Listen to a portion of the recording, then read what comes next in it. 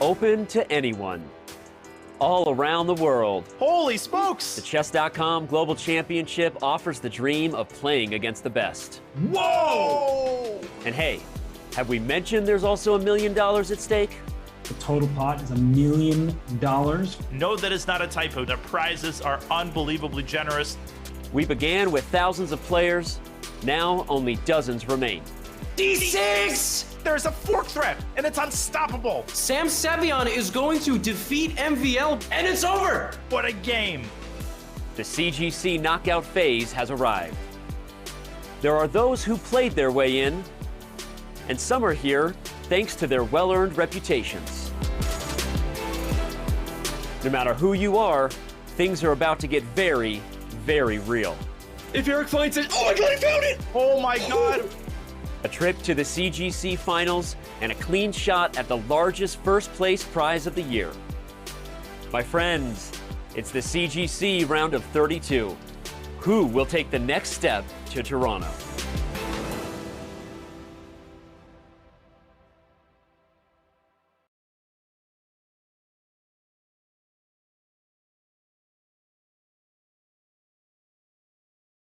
Welcome to the 2022 Chess.com Global Championship. I'm Grandmaster Robert Hess. Alongside me is International National Lawrence Trent.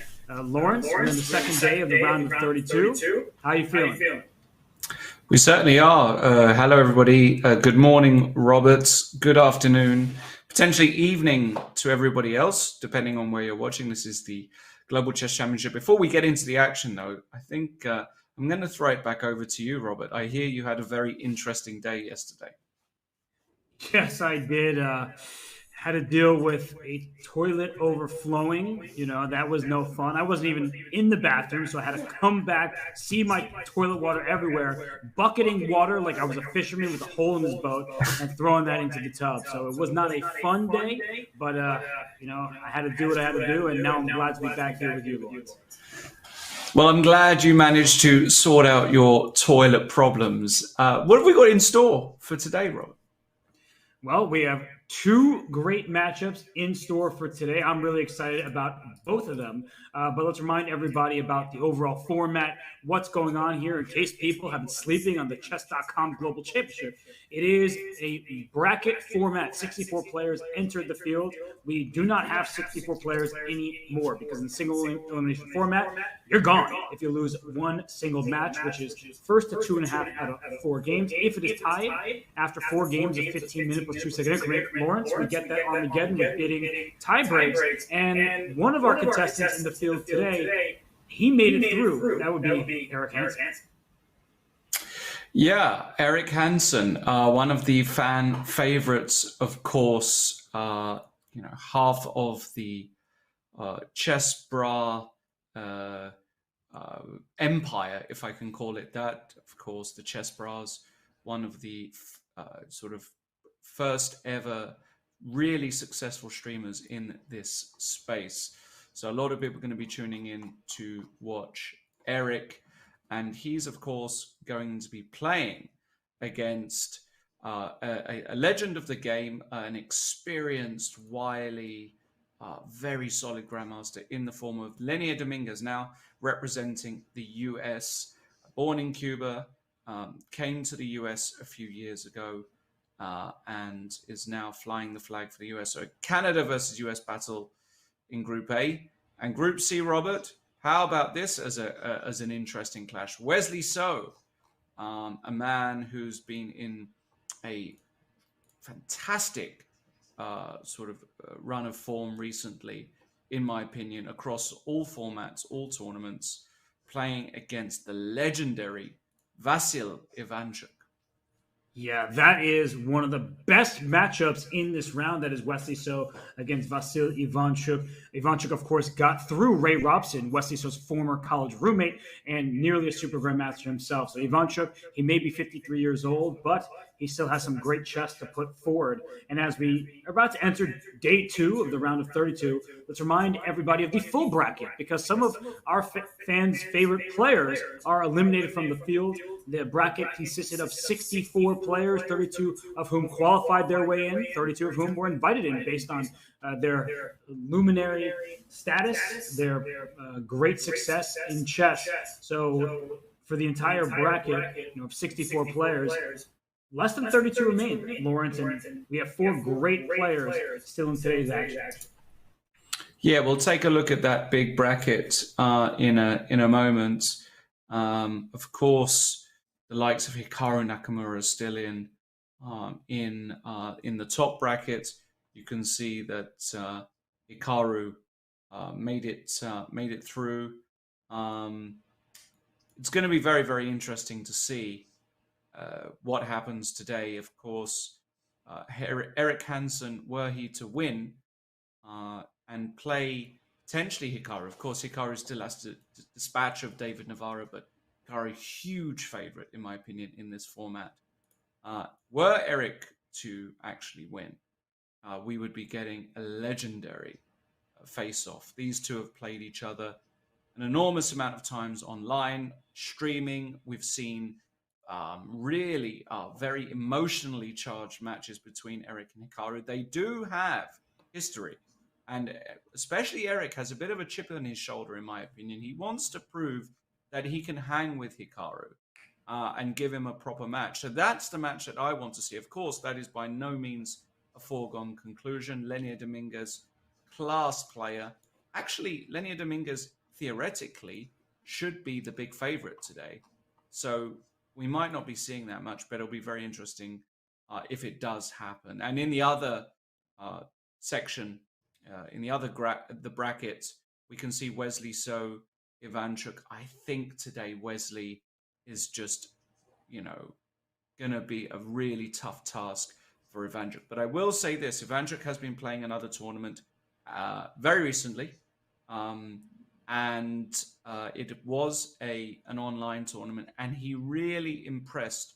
He showed some of that Ivanchuk magic. There is a reason why Garry Kasparov called him the most talented player not to become world champion. Vasily Ivanchuk, formerly known as Vasily, prefers the Ukrainian spelling nowadays. He is quite simply a genius. He didn't quite have the consistency emotionally, psychologically, to really get to the top, but there's no doubting at all that he's been a top player. And Robert, it looks as though we're going to see a bit more about a certain player first.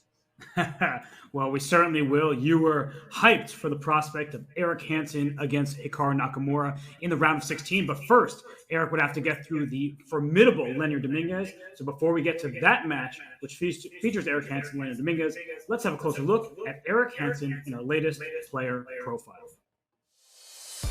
Considered by some as the OG of chess streamers, Eric Hansen's Chessbra channel on Twitch has been entertaining chess fans and beyond for over a decade.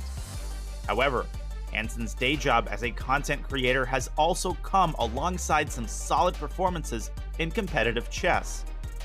Hansen threw his proverbial hat in the ring for the CGC early in qualifying, entering play-in event number 3. God, the decision to sacrifice an exchange by Eric, so gutsy, so cold-blooded. Adding some drama as usual, Hansen was allegedly playing on just 2 hours of sleep.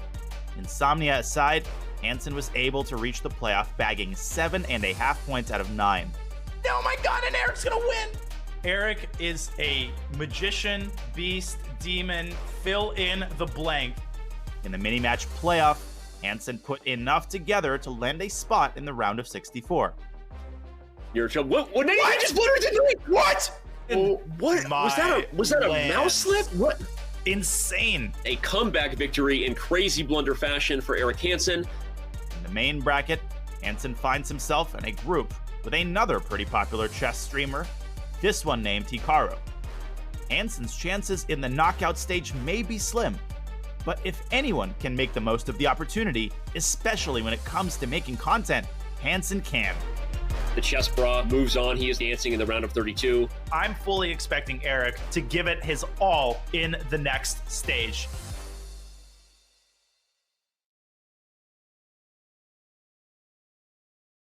More on Eric. He broke so many brackets, including his own. So can you believe that, Lawrence? He defeats Lequang Liam in the round of 64, and he didn't even believe in himself to win that matchup.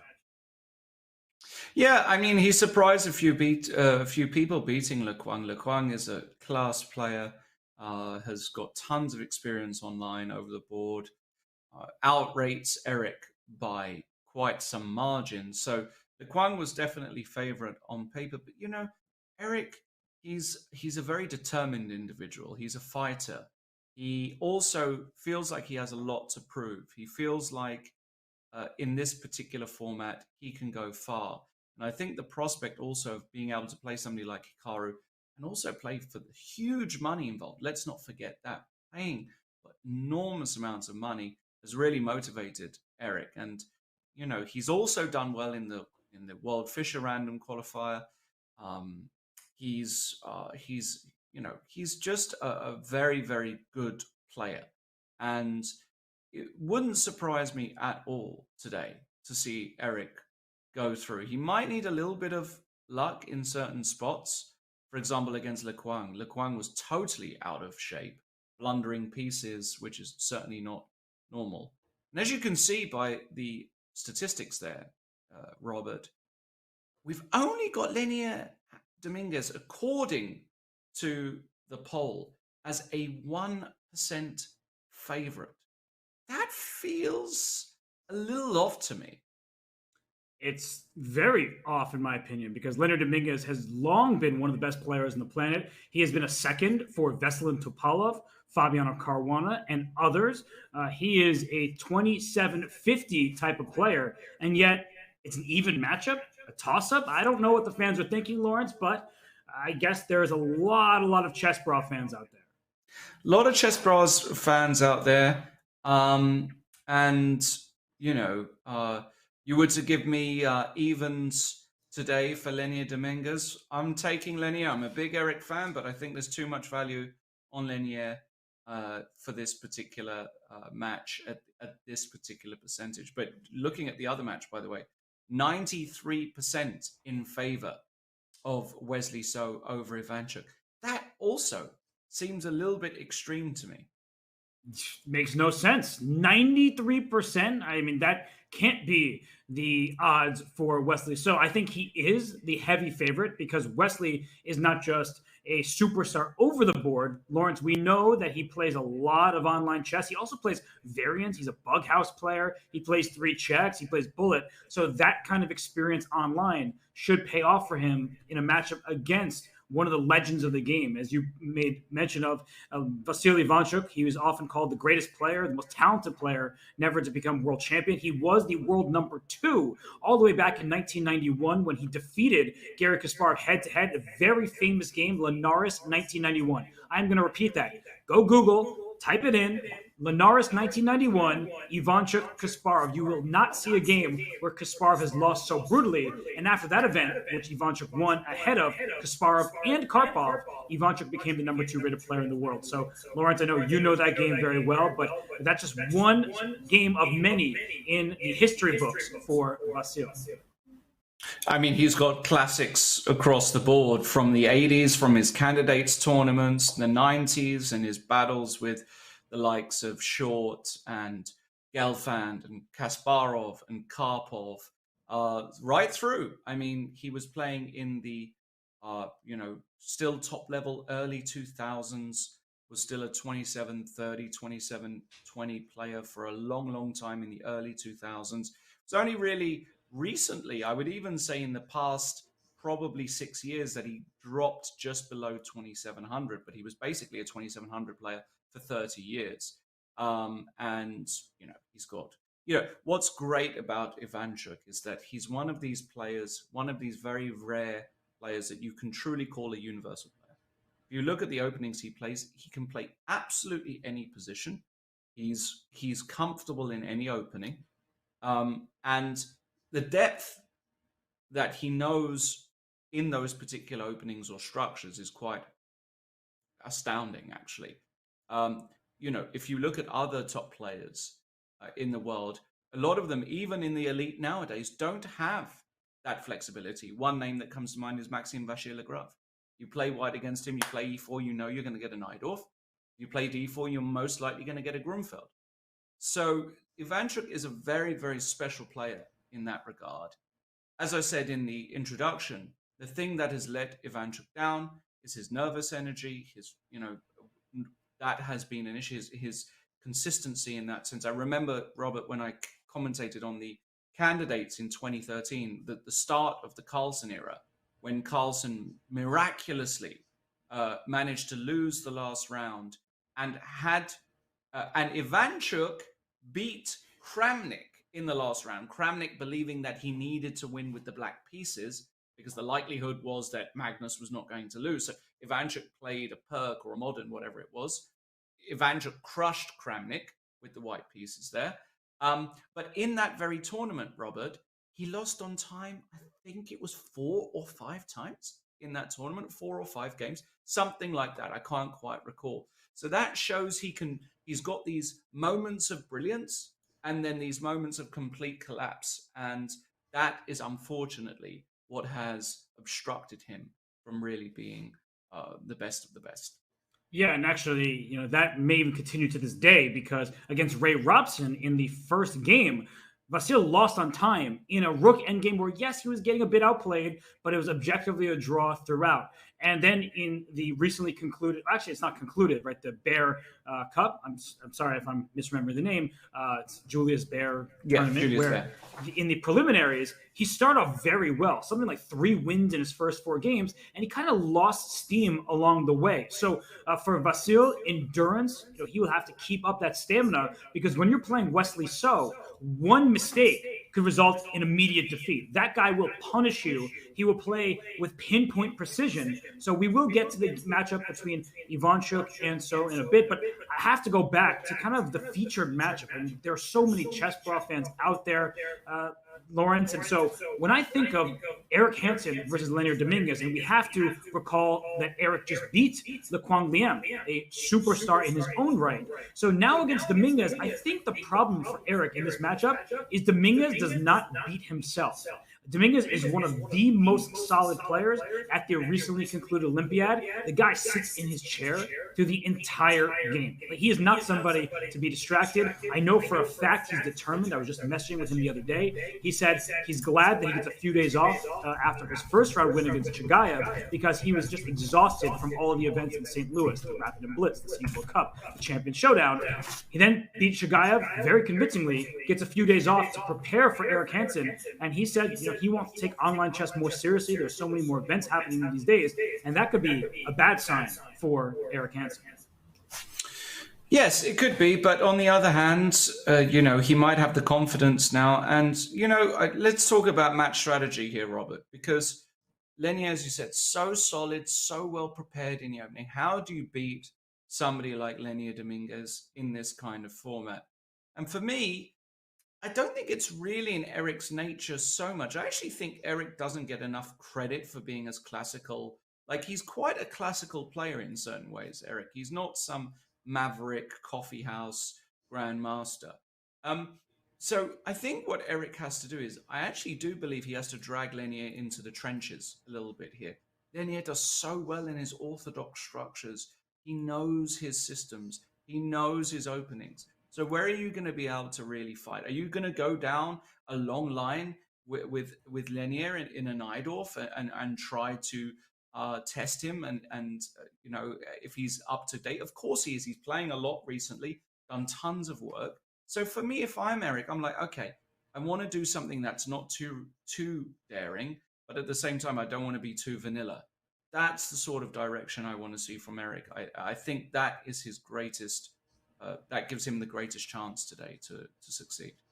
And I echo that sentiment. I believe that Eric, he is a very strong classical player. He did well in the Olympiad, and he also has beaten Magnus Carlsen in a rapid game of chess when he has taken part in the Champions Chess Tour. So Eric Hansen, no stranger to success. I think people sometimes think about his personality more than his play. And that's a big mistake if you're his opponent. You can't just think, oh, this is a popular streamer. He creates content. He also creates devastating attacks. He also can play a very solid style where he waits for the right moment to strike. So I'm totally with you, Lawrence, that against Leonard Dominguez, I just feel like Dominguez does what Hansen does a little bit better. His opening preparation is more thorough. There's a reason why Dominguez has been a 2750 player for so long, and he won his Grand Prix group, the FIDE Grand Prix, in the first leg. So I just feel like these are both players matching up against one another with a similar style. It just so happens that Dominguez is better at the things that Eric is great at. Yeah, I agree with everything you've just said. And it looks as though, Robert, the time has come for the first game.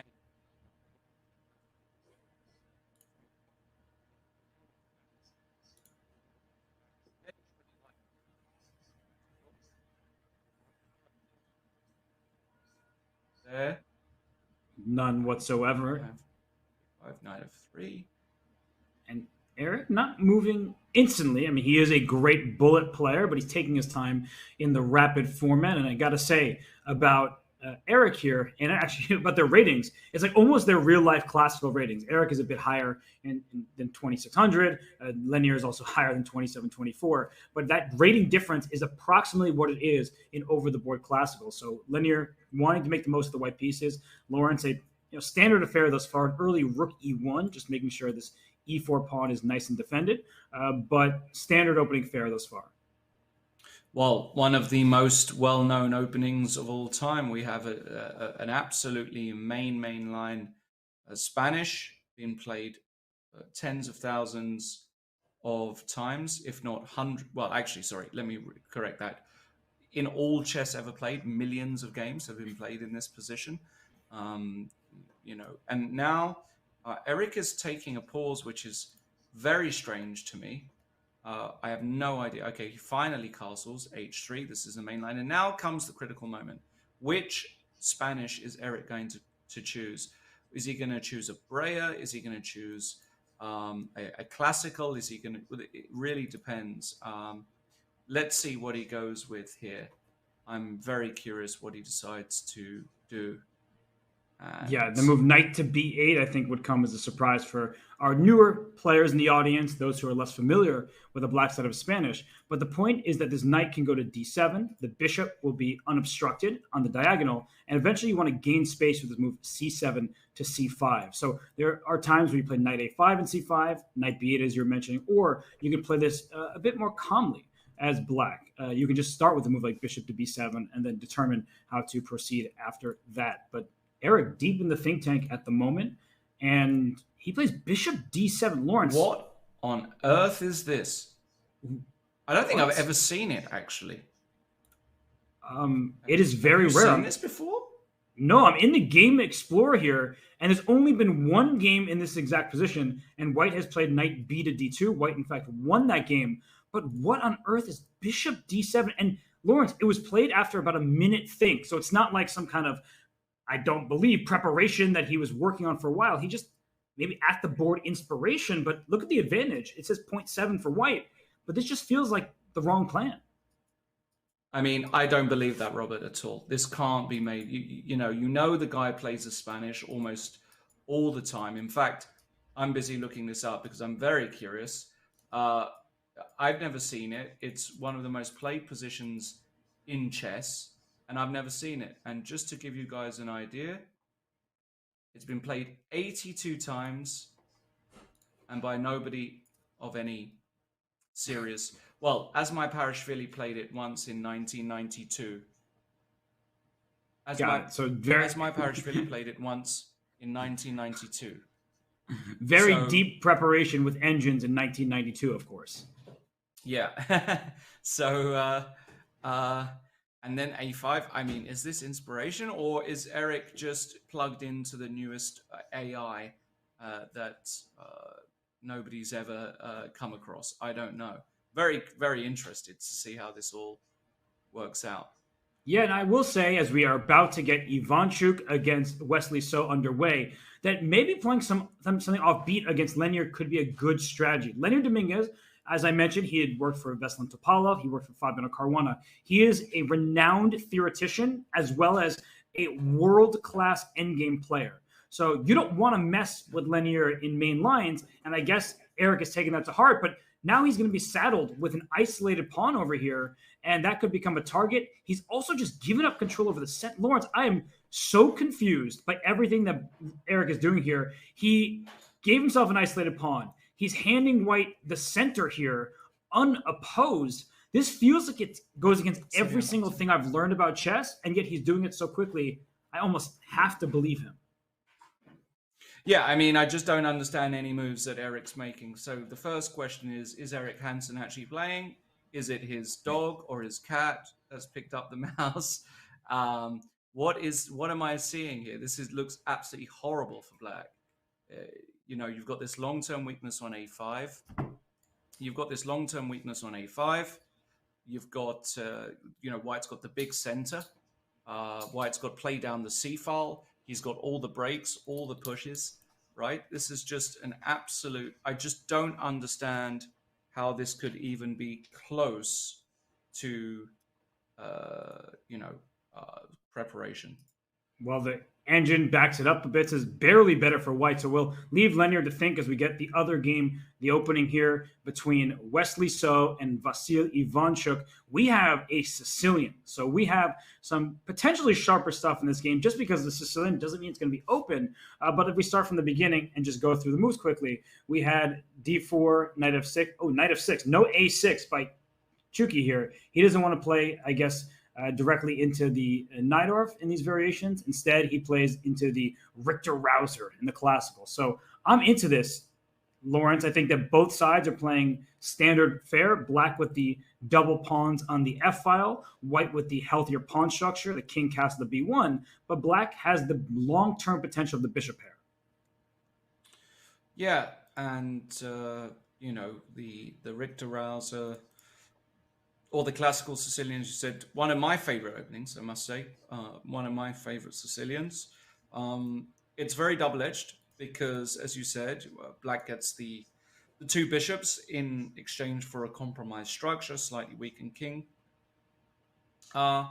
Nevertheless, I think it's a really good try at these time controls because White has to find very precise moves a lot of the time to make sure that he maintains an advantage. And it can go wrong for White very, very quickly, actually, in these positions. If you are careless here, I'm not saying Wesley So will be careless, of course, but if you are careless, these two bishops can come alive. Black can break very quickly. But look at this move here, Robert. F5, a classical idea in these structures. I think it needs to be explained because this pawn e4 looks loose, and you never want to give up a central pawn. But if you take this pawn e4, and we'll just go back, we'll bring up an analysis board to show you this, and quickly Wesley protects it after Ivanchuk doesn't take it. But had Ivanchuk taken this pawn on e4, this is why you don't just grab pawns when your king is in the center. Excuse me, I clicked into the game for a second. But at this moment here, if you grab the pawn e4 with your king here on e8, simple moves, simple chess, moves like queen f4, hitting f6, hitting the bishop, knight g3 to follow, you're going to be in a world of hurt very quickly. And so instead of taking, we see this position in the live board where now Black's pawns are stuck in place. He also has a problem on the h5 square with bishop e2 in the very near future. So I like the way this is developing for White, and so does the engine. Yeah, the engine probably likes White here, but at the same time, this knight on g3 is a little bit silly. Yes, it's attacking h5, but that's all it's doing, right? So the question now is, as Black, how do you wish to proceed? Do you want to play bishop h6 now and put the bishop on either f4 or e3, or after bishop h6, queen e2 is probably going to come, and then h5 is dropping? This is where we might start to see some Ivanchuk magic. He might run the a-pawn. I mean, for me, my instinct just says play a5, a4 here. Real quick, try and create some weaknesses on the queen side and ask White exactly what he wants to do. If you know what, if you want to go queen e2 and knight takes h5, go for it. It's all yours. I'll then play a move like king e7, bolster that structure there.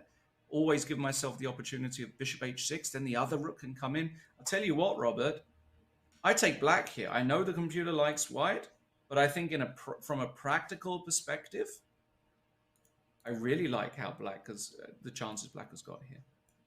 Yeah, and we actually have quite a number of games where black has, in fact, played a5. It's a position where both sides have aggressive intentions.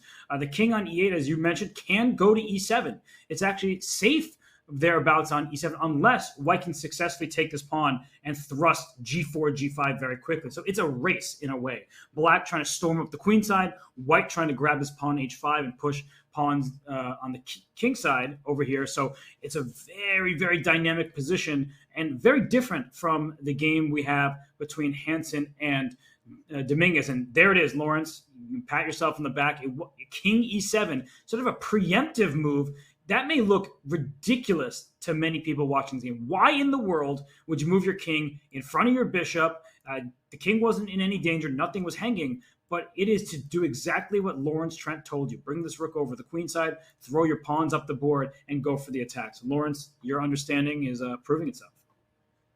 Well, I wouldn't say that. My understanding is appalling. But I've played these positions a few times. And, this is just a typical mechanism. The king, and look at that. This is the position almost I was talking about, right? Just bishop h6, king e7. This is exact. And he goes for queen e3. This is really surprising. I don't really get this move at all by Ivanchuk. Like, there's a tactical motif. He wants to take, and then if knight g3, he wants to play bishop f2 and just win back this pawn on h4. And he's also claiming that if you support the knight on h5 via g4, then a rook's going to come to g8, and there's no decent way to protect that pawn because the g1 square is covered. So this is either brilliant by Ivanchuk. It's actually a move that, and again, this just goes to show the class difference. Like, queen e3 isn't even on my radar in that position. I'm bringing a rook over to the queen side. I'm going a5, a4. I'm trying to make something happen. So though I'm surprised, if it works, it works. But queen f1 now by Wesley. Wow. And bishop takes e4. Looks dangerous, but it might be okay. Who is it dangerous for? Because after bishop e4, this king on e7 is feeling a little bit more drafty over here. That's the problem. And when there's a pawn on e4, Lawrence, one thing that I was noting is this knight didn't have anywhere to go. But in the event of a trade here, eventually this knight may find itself in the e4 square. Of course, you want it on d5, but it's very difficult to make that kind of journey. So a mixed bag right now. I'm into this. Did you see that last move? g4? What's going on here? Wow. Look at this. Oh my gosh. I love it though. I absolutely love it because there's all these g5 ideas in addition to getting the queen in the game. And this is a very instructive moment for everybody watching, including myself, that material is not the most important thing in chess. King safety is paramount, especially in quicker time patrols. So if, in fact, this rook on h1 is captured and the queen takes back, watch out for the queen getting over here to b7 with check, or to d5 and line it up with his bishop against the f7 pawn, and d6 is loose. So there are many threatening ideas here for Wesley So, and if Ivanchuk does not take that rook, I still think he's in trouble because his pawn will barrel its way to g5 and f6 and all this stuff, and the king on e7 will be in danger. I absolutely love what Wesley has done. This is brilliant stuff. And Ivanchuk in the mixer, you can see the concerned look. To be fair, he always looks concerned, but he's uncomfortable. That's absolutely clear to me right now. Head in hands, trying to calculate. Ivanchuk also infamous, Robert, for his his tendency not to look at the board when he calculates. Him, Alexei Shirov, there are other top grandmasters of the ages who a lot of the time just look up into the sky. It's not looking for inspiration. They're just calculating lines in their mind because they find it easier to calculate closing their eyes and picturing the board in their head compared to looking at a screen. But this is a very strong move. Well, Wesley So just got out of his chair over there, but he's back. and Ivanchuk on the clock. I don't know what Wesley's doing. I also can't really see the painting behind Wesley, but now I'm curious about the artwork. And so, oh, Wesley wanted a blanket. You see that? Yeah. He's getting cozy in his chair. There we go. I wouldn't get overly cozy here, but there you go.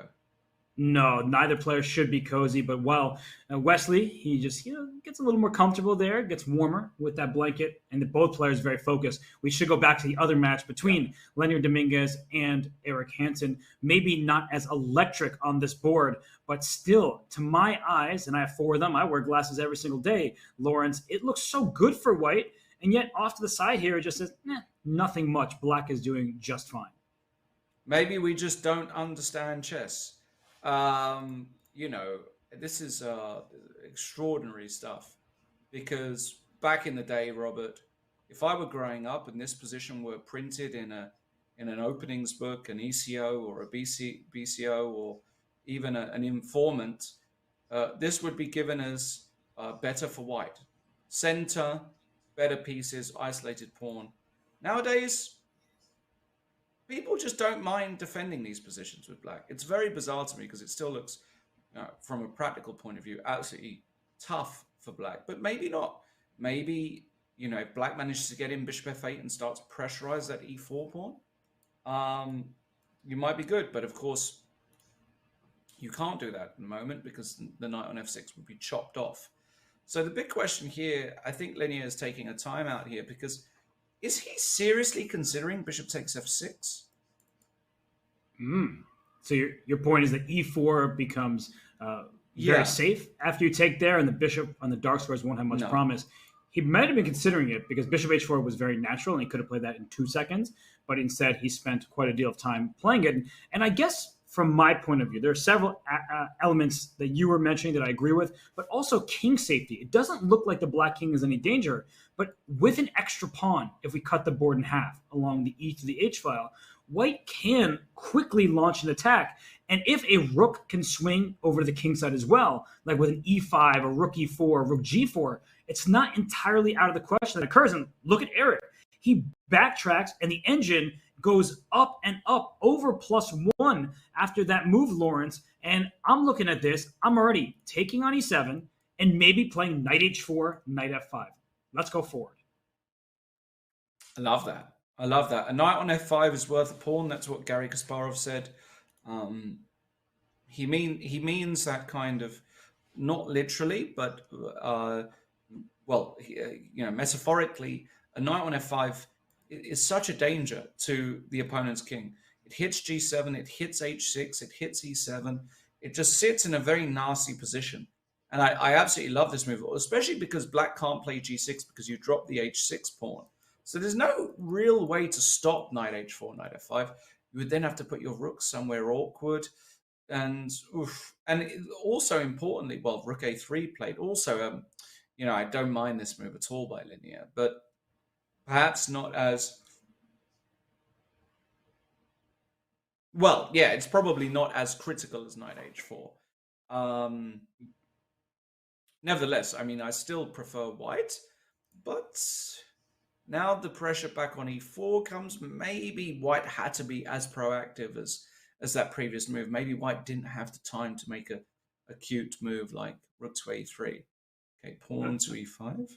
I think we understand what Lenier is going for. He will bring his knight to e4 and try to clear out this third rank for an attack. So he's still all eyes on the black king. And this a5 pawn, it remains a problem for black. It's not easy to shuffle your rook over towards that king because then a5 will drop. Now, maybe losing a pawn isn't the end of the world, but with the position opening up, a knight coming to e4, pieces aiming towards this king on g8, the c5 square can be one that the knight plants itself on.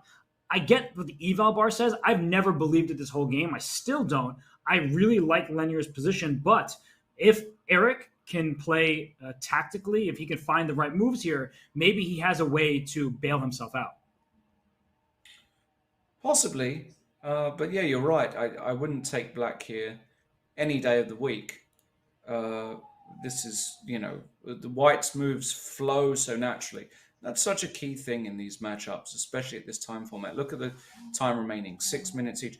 You don't want to have a position where you're crunching the numbers to find an only move, or a plan even, whereas white's moves, they flow so naturally. She said knight e4 clearing the third rank, knight h4, knight f5, rook g3. These moves just roll off the wrist, and all of a sudden you could just get mated here with black. So I really dislike Eric's position, and I dislike it from a practical point of view. Yes, the engine might say this is equal, but these are two humans playing and not 3,500 rated computers. So I think if I had to make a bet right now, I would say Lenier has got really good chances. I would say over 70% to win this position. It's just so unpleasant.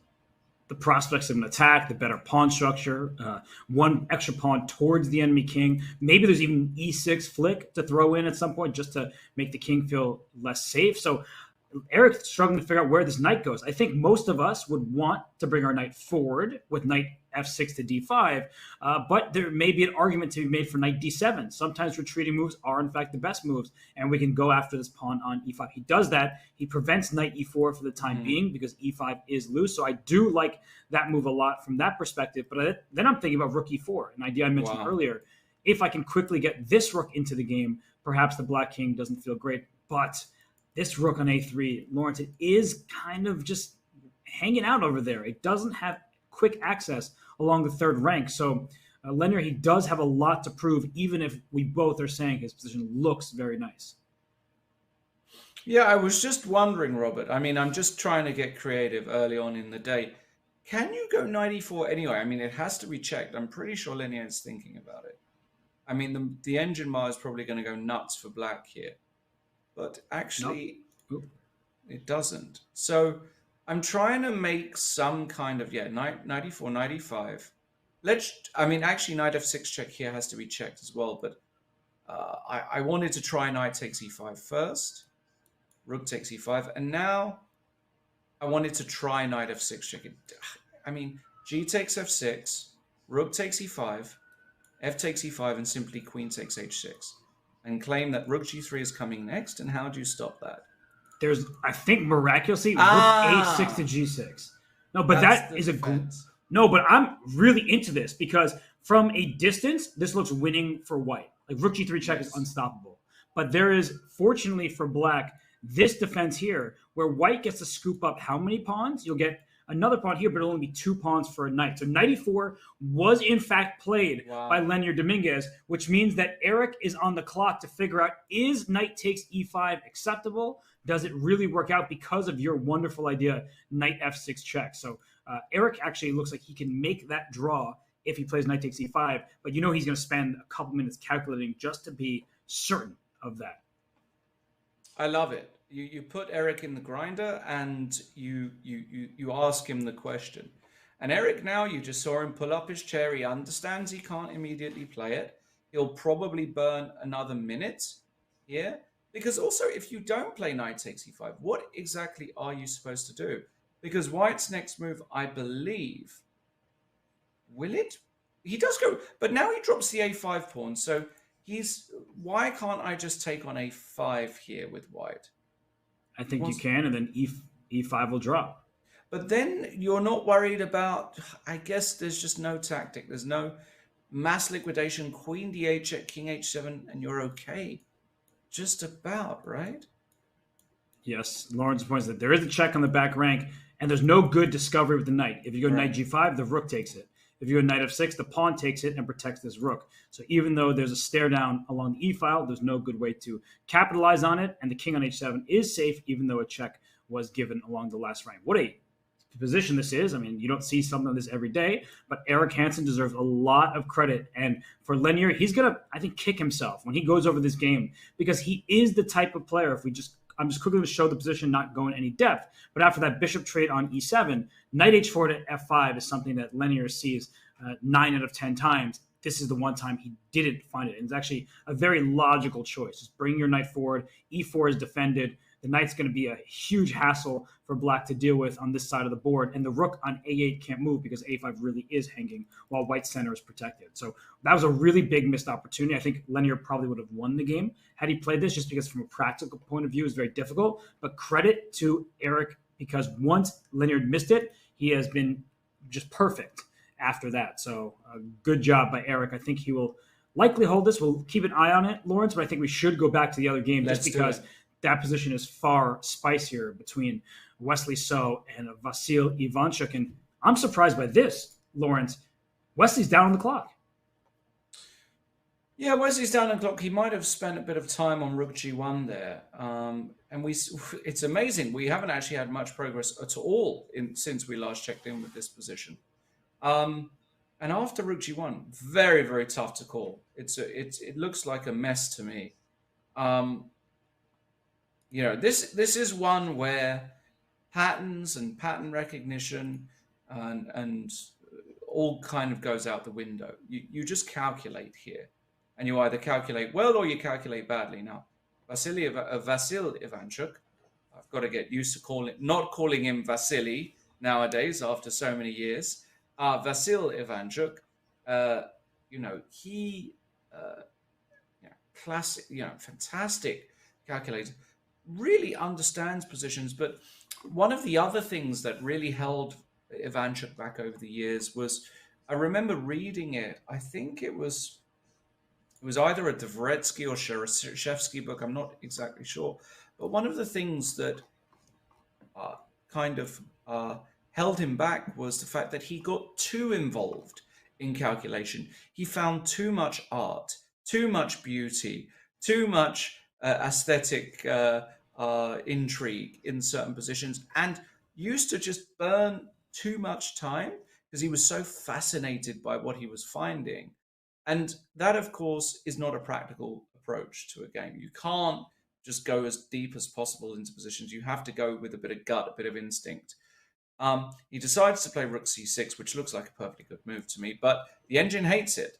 So, is there some knight takes f6, g5 check ideas, or what's going on here, Robert? Try and break this down for me. Well, Rook G1, the engine didn't love that. Rook C6, the engine didn't like that in return. These are one of those positions where we're objective. We're chess players. We always try to find the best move. But we also know this is an event. There's entertainment value, but more importantly, there's competition. And the players are not going to play perfectly here. So I'm looking at the same thing you are. Is there a knight f6 and g5? But I think Ivanchuk is allowing this kind of tactic because he'll just move his king back, and here it comes. He thinks after king takes, g5 check, the king can drop back to e7. And if you take this bishop, well, your pawn structure is kind of ruined. Your attack doesn't exactly look fatal. Maybe you can get away with this. But the engine approves, and we'll see Wesley So demonstrate the proper continuation, because right now, king and check, it's a fork. I would not be taking this piece, that's for sure. I'm dropping my king back and putting on my Nikes and running away. Yeah, 100%. No way I'd take on g5 here. That said, there is the additional benefit of having the h file open for the rook, which may be useful. So it's not totally clear cut to me. Be curious to see, what he actually ends up going for here. And something I'm not quite getting is Rook E1 has never been possible. Well, it's legal and it's fine, but bishop takes d3 would be the automatic response. So the point, everybody's ignore the check for a second. Rook E1 hits the queen and bishop in a line, but if your bishop takes d3, the white queen is under attack. So if there was somewhere for the white queen to give a check or something of that nature, then this would just be winning for white in many positions. But I just don't see it. After king e7, pawn takes h6. Like, why can't I just take? What's the problem with that? That looks very normal to my eyes, and I feel like black's pawn structure is better than white's. The h4 pawn is loose. So what does Wesley have in store? He has f6 check. The engine doesn't agree. So Wesley, he pushes forward here. But I think that Vasil, he's got to run. And after g takes, maybe this f6 pawn, Lawrence, is going to be a target in the long run when the rook gets here and puts pressure on it. Very possibly, although it did look entirely natural to me to play f6 check, flicking that intermediate check in that Zwischenzug, the in-between check, because now you open up lines along the h3, c8 diagonal. You know, you always look out for queen f5 checks in some position. I mean, this is the move that looked most natural to me. So I'm curious. And he now does play rook e1. Okay. Another in-between move, by the way. Yes. But bishop takes d3 is automatic here. You don't have any other move for black. He takes it. Wesley pre-moves, shows off that blitz skill. Queen d2, there's rook g2, covering the check on c2 and forcing the queen back to f4. It does not really want to go there. So I think that here, well, actually, what does Vasil do? Because you don't really want to go in this direction either, with the white queen infiltrating and this rook getting into the action. So Lawrence, maybe I kind of overestimated black's chances. I'm starting to appreciate white's position more and more. Yeah, possibly. I think it still remains ultimately quite unclear, because I'm not sure the white king is that safe in the medium term. So Ivanchuk, what he needs to do now is make sure he doesn't lapse behind on the clock too much. That's really crucial. It's only a 2-second increment, and if you're not careful, you could just suddenly be playing, you have to play instantly. And this is not the position where you want to play instantly. This is a position where you do need a little bit of time. So, a move like queen d4, queen c5, all look natural to me. What else are you supposed to do? I think Ivanchuk, he's working hard to figure that out, because all the moves actually look reasonable by themselves, but it's about the follow-up. So I do think that he goes queen d4, and the engine hates it, but that looked completely normal to me. Maybe there's like a queen f5, a rook g4 to follow, things like that, and there's all this pressure where this rook can slide over to the queen side. He just takes on h6, does Wesley, but I think we should quickly go on over to the other game, because Leonard Dominguez down to 37 seconds, not quite as exciting of a position, but Eric himself down under a minute here. So the players are just spending time. The position is balanced, even material. But black has a little bit of an awkward setup at the moment, Lawrence. Maybe rook d1 check should just be played by Eric, and that looks like it fully equalizes. Yeah, I think we're going to see that from Eric as well. I don't see any reason why. But no, we get knight d4 instead. Whoa. Knight b7. Suddenly it gets very jumpy. Is this the idea? Like a rook takes c7, distracting the queen from this rook on... Is rook takes c7 possible here? No, it's a blunder. That would be a blunder because of a move like knight f3 or knight e2, I think. Right. Oh, probably knight e2. Yeah, so he comes back. And now I think Eric is just totally fine. 26 seconds for white, 20 seconds for Eric. Plenty of time for somebody of Eric's capabilities. He goes queen d8, and I wonder if Lenier is going to go for the repetition here with knight b7. Probably not. Wow. Well, he does. Okay, no, he not just interested. No, but it's one of these moments where you kind of want to play on in your opponent's time trouble. I don't think Eric has a choice, and he accepts the draw here. We will go right back to the other game. That was a good hold by Eric. You can see he looks a little jittery, but he played great chess in that game. He allowed one little opportunity. The opening was an adventure, but he withstood the pressure. So good on Eric Hansen. And as we get back to Wesley So and Vasil Ivanchuk, Lawrence, every single move, the eval bar is on a seesaw. It's going up, it's going back down towards the middle. And right now, it's anyone's game. 2 minutes per side. H4 is loose. F6 a potential target. Watch out for rook g7, hitting f7. Is there, at some point, a rook takes f6 to distract the queen from this pawn on d3? Like, all sorts of tactics are available in this position. Maybe rook c1. And he plays rook g4, which is approved of, but this game really feels like it is as complicated as it gets. Yeah, and, as you said, Robert, all three results possible here. No question about it. It's just a mess. Rook g4 hitting the queen. Queen c5 looks completely reasonable to me. You protect b4, but you then run into rook c4. That could be a little bit awkward. So you go queen d5, allow rook takes b4, and then come up with some brilliant idea after that. You might have some brilliancy. How about this? No, it doesn't quite work. I wanted to make something brilliant happen, Robin. I couldn't quite make it work. So what do you do here? Yeah, he takes an and f6. He does take on f6 and take on g4, Yeah. and he's going to play queen d7. I think we both were doing that thing where we're considering it in our heads and not speaking out loud. But what I'm worried about is this h-pawn. Black's king is obviously not that safe, and there's an outside pass pawn. Now, the bad thing for white is his own king isn't particularly safe, but with the queen back on f2 and this pawn, I like the look of this for white. Yeah, I mean, yes, with the black king going walkie still and the h-pawn, but I can also say from experience that this white king is not that safe. You can't really get the necessary luft or breathing room, because anytime you go a3, he pushes b3 and he boxes you in. So I'm not entirely sure. Again, it's such a tough one. I'm actually completely unsure who I would take in an over-the-board game here. It's really a toss-up. I'm definitely taking white because of the clock management. Ivanchuk going to 34 seconds with his king on b5. b5, let's go. Vasily just saying, I don't care. Rook g1, queen h3, I love hitting this pawn.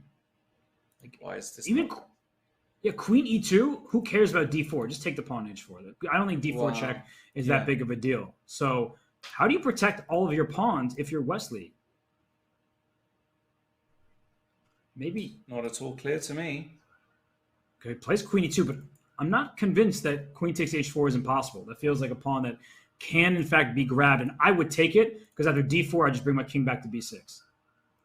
Yeah, I totally agree. The discover check looks dangerous, but 19 seconds, Ivanchuk. Vasil, he has to... He's twiddling his eyebrows. Does he realize it's +2 seconds? I mean, there's no time to twiddle your eyebrows. Okay, he does take that pawn, and he's got to go king b6 now. I guess king a5 is also possible. King b6 feels safer. He goes for this. He can give a check on h7 at any moment. 5 seconds. Come on, Vasil, you got to move. Got to move. Takes that pawn. Also probably good enough. Right, because queen e3, there's queen d4. That's a very important move. And after this, you can give a check on h7. Yeah, he has to give this check. Bring your queen to c2. Just go here. Queen c2, just go in. Yeah, queen c7, also probably good enough. Queen d4, and now king back to b5. Rook g5, rook c5. Just ice cold calculation by the veteran. I mean, look at this. Puts the king on b5, allows a check along the 5th. Don't play king a4, however, because b3, king a3, queen b2 is mate. Well worth pointing out. So you would have to block with the rook. Wow. This is, again, and now rook c1 check is a threat. Don't sleep on that. Rook c1 check is a mating threat here. So I wonder if Wesley will make a move like a4 check if he's trying to flag his opponent. I mean, he's not going to. Ivanchuk is actually keeping the speed up. Right? He made that move in 1 second, gaining a little bit of time on the clock thanks to the increment, and he's probably pre-moving. I hope queen takes c5 because I don't really see, besides queen e3 check, another move for white. Looks like Vasil is just holding the fort here. Queen d3, king b6 will be played. 3 seconds. Come on. You got to go. He's going to flag. Oh, my gosh. You had 0.4 seconds. He makes the wrong move. Why would you play king a5? That's such a weird move. Oh, my gosh. Queen c4, Lawrence. Because of the pin here, and then this queen on c7 is loose. This is the winning move. Yes. Is he going to see it? Oh, you got to feel for Vasil, who's down to... Is he going to see it, though? No, he doesn't. He but he flags him. He flags him. And Wesley collapsed. Ivanchuk can't believe it. But Vasil was letting his clock go down to milliseconds. And he is just in disbelief. Yeah, and this was one of the dangers. This is one of the things I spoke about. He flags so often. And he has to understand that you can't just be leaning back in your chair, twiddling your thick eyebrows when you've got 2 seconds left. That's just not how this competition works, and that was always going to be a possibility. Wesley with a bit of a lucky break there. The position really was equal. He missed that great move at the end, Robert. Queen c4. We might have to show that because that was such a geometrically beautiful concept, pinning in laterally and vertically. It was really, really nice. But Wesley so with the win. Vasil has to play faster. Vasil, his back is against the bookshelf, but if history repeats itself, he'll be a very happy man because he beat Ray Robson after flagging what was an even position by the evaluation bar in that first round matchup. But Wesley So gets the lead. We have Leonard Dominguez and Eric Hansen with a draw in their first game. So it's exciting stuff here at the round of 32 at the Chess.com Global Championship.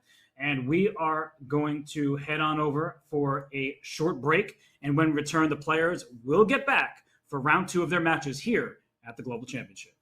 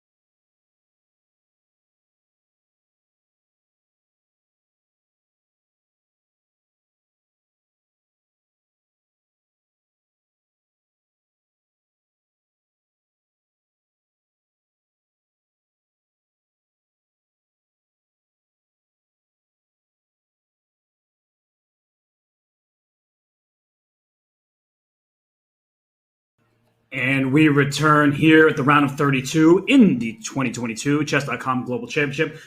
Wesley So jets out to a 1-0 lead over Vasyl Ivanchuk. And Lawrence, only 7% of the community predicted Ivanchuk to win this match. And if his time management continues to be the way it was in game one, he might not have any chance at all. Yeah, he's got to realize that he just cannot do that. He was way too lax. And it's a shame because it was a very interesting game, as you would expect. Vasyl, he certainly had his moments there. It was very up in the air, very unclear. But unfortunately, time means something in these rapid matches, and he's going to have to realize that in the next game if he's going to have any chance in this match. That's right, because down the stretch there, he was holding on very well, I might add. But if we can bring up a board just to show you that last moment one more time, because here at the end, he made the wrong king move. King to b6 held the balance. King to a5 allowed this beautiful move, queen c4, because the rook pins the rook to the king. The queen pins the rook because the queen is behind it. And very importantly, this queen hangs with check. Otherwise, white would get checkmated on the first rank. So that was a missed opportunity from Wesley, who saw Vasyl's clock, made the quick move queen e3. Vasyl lost on time, even though objectively the position was one he should hold. So Lawrence, as we get into the second games of action here, Dominguez will get the black pieces against Eric Hansen. What do you expect in that matchup? Because Eric, he did prove solid with black in an obscure opening. Do you think he'll play something offbeat with the white pieces? I don't think so. I think Eric with white is going to be quite mainstream. And, judging by what we saw in game one, I mean, the opening was very surprising. This bishop d7 move has just never been seen before at top level, really. So I'm very curious if that was over the board inspiration or if that was some home cooking. I would tend to think it's the latter because it's just not a move you even really think of in a Spanish with all the other options available. With white, it looks as though he wants to go the classical route. Maybe his game plan is to do what I'd like to call the Grishchuk. When Alexander Grishchuk, back in the candidates, when was it, Robert? In 2014-ish, around that time, maybe 2010, where Grishchuk basically just forced all the matches to rapid and blitz and felt that he had a bigger edge there and did very well in the tournament. Maybe Eric's just thinking, you know what, I'm going to beat this guy in an Armageddon. That's my best chance. Be very curious to see. I mean, we're going to see e4. Well, we don't see e5. I was expecting e5, but Lenier going for his knight off, apparently. So let's see if Eric plays some bishop b5 check first or if he goes for some main line. I'm very curious. Yeah, it's a big question because bishop b5 check is often seen not to have too much bite, and Hansen goes for it. What you are bringing back into memory here is when Grishchuk, he lost that final to Boris Gelfand, and Gelfand was able to then go on to challenge Vishyanin for the championship. So a6 played early because white castled. And to me, Lawrence, this is a sign that Eric is improvising. If we can just bring up an analysis board very quickly, even though this is standard opening variation, if we go back, one of the hot moves these days is this early c4. And the reason c4 is played is to make a6 less appealing because you don't have b5 as a follow-up. And sometimes when you play a6 and you've already played c5, the b6 square later is white's for the taking. D4 makes a Maroczy bind type of structure. So c4 is kind of all the rage at the highest level. We saw it many times in the Olympiad by players like Krishnan Sasikiran and others. But now he just plays the standard setup, and Dominguez brings his knight to e7. He does have the bishop pair, and with all 8 pawns remaining for now, I feel like the future prospects of the position should be nice for black, even if white has more space and is in control at the time being. Yeah, but white has got a tiny initiative at the moment, right? It's going to take black 3 moves to get his pieces out. So I think that's what Eric's thinking. He's thinking, do I have a move here just to, push the agenda on black a little bit, just keep him on his toes? I mean, I'm looking here and I really I feel as though I've got something. Could be completely wrong, of course, because, because I'm wrong very often. But Yeah, I'm looking at moves here like dc5, dc5, bishop f4 probably doesn't work, or bishop f4, you know, to try and land on d6. I'm trying to find something that doesn't really work here. Again, I'm just freestyling off the top here. Yeah, do you know what I mean, though, Robert? It feels as though there should be something, but maybe we're just not developed enough here as white to be able to punish black. It looks so nice because of the advanced center. You're already castled, but the queen side is not developed, and there are no targets. So your idea with bishop f4 makes perfect sense. This knight can always hop out to a square like g6 just to be a pest. And at some moment, if you're not looking out for it, bishop b5 probably could be quite annoying to deal with. So I'm looking at advancing moves. I don't know if it's a pawn push. I'm guessing that something's quiet, like a knight d2 or rook e1, could be good as well. So the one downside I would say, and this is maybe somewhat instructive, but also very high level, that as soon as knight d2 happens, I'm much more likely to take on d4. The reason why you wouldn't take on d4 a moment ago is because then this knight gets the c3 square and is more advanced in its development. So, you know, returning to the game, knight d2, now I really want to take on d4 because your knight isn't getting to c3. Well, Eric does take on c5. So dc5, I'm pretty sure Linear is going to reply dc5. And let's see. And he wants to go knight e5. This was, believe it or not, the first line that I thought of any line. This was the first thing I thought of. But I thought after knight c6 that black shouldn't really have any issues. I'm in complete agreement with you. Like, knight c6, you're just offering a series of trades. If you want the bishop on d7, you're going to trade queens as well. And I don't see the problem exactly for black. Though, I have to acknowledge a knight in c6 is dominated by a pawn 3 squares away, so I wouldn't love the prospects of a knight here. Does he want to play knight c6, knight c4? Is this some grand idea to be able to then come into d6, and if queen c7, just play a4 and claim that he might have a little something there? I mean, it's possible. It's possible. It's fancy, but sometimes fancy also happens to be good. But I feel like, as you said, Eric is freestyling, right? He is just coming up with moves on the fly, and his position is perfectly good. It's not to say that he's done anything wrong, but Lanier, he played this opening, this Najdorf. Eric felt probably that he had to play bishop e5 check. I think he recognized Linear, one of the premier experts in the Najdorf around the globe. So knight e5 is the choice. And you can look at Eric here on screen, and Linear's got that look of contemplation, right? He's like a professor there with his files and books behind him. And Eric is like the worried student, like trying to figure out how he can possibly get an advantage from the white side of this position. Yeah. I don't think Linear is too concerned. I think he's just looking for a clean way to proceed. Eric looks like he's about to go to the wrestling match down the dorm corridor and chug a few beers with the frat boys afterwards. Maybe that's what he does do. Who knows? Well, actually, I think we do know the answer to that. Eric Hansen. Knight g6, though. This has kind of surprised me. I wonder what put him off of knight c6, because that's such a logical move. I think he wants the c6 square for his king. So in the event of some kind of mass simplification on d7, that if a rook ever comes to d1, his king can go up to c6, whereas the knight was on c6 in the other variation. So it may not seem like a major point, and actually this is all happening. If we go to the game, the king's on d7. I don't think rook d1 check is advisable, and I do like the move a4. You can bring the other rook to d1 eventually. There's no rush on that. So we're in an endgame here. The other game is underway. Vasily Ivanchuk with the white piece. Let's go over there just to see the opening stage of it. And oh my goodness, we're only 7 moves in, but a lot has already happened. Just to show everybody how we got here.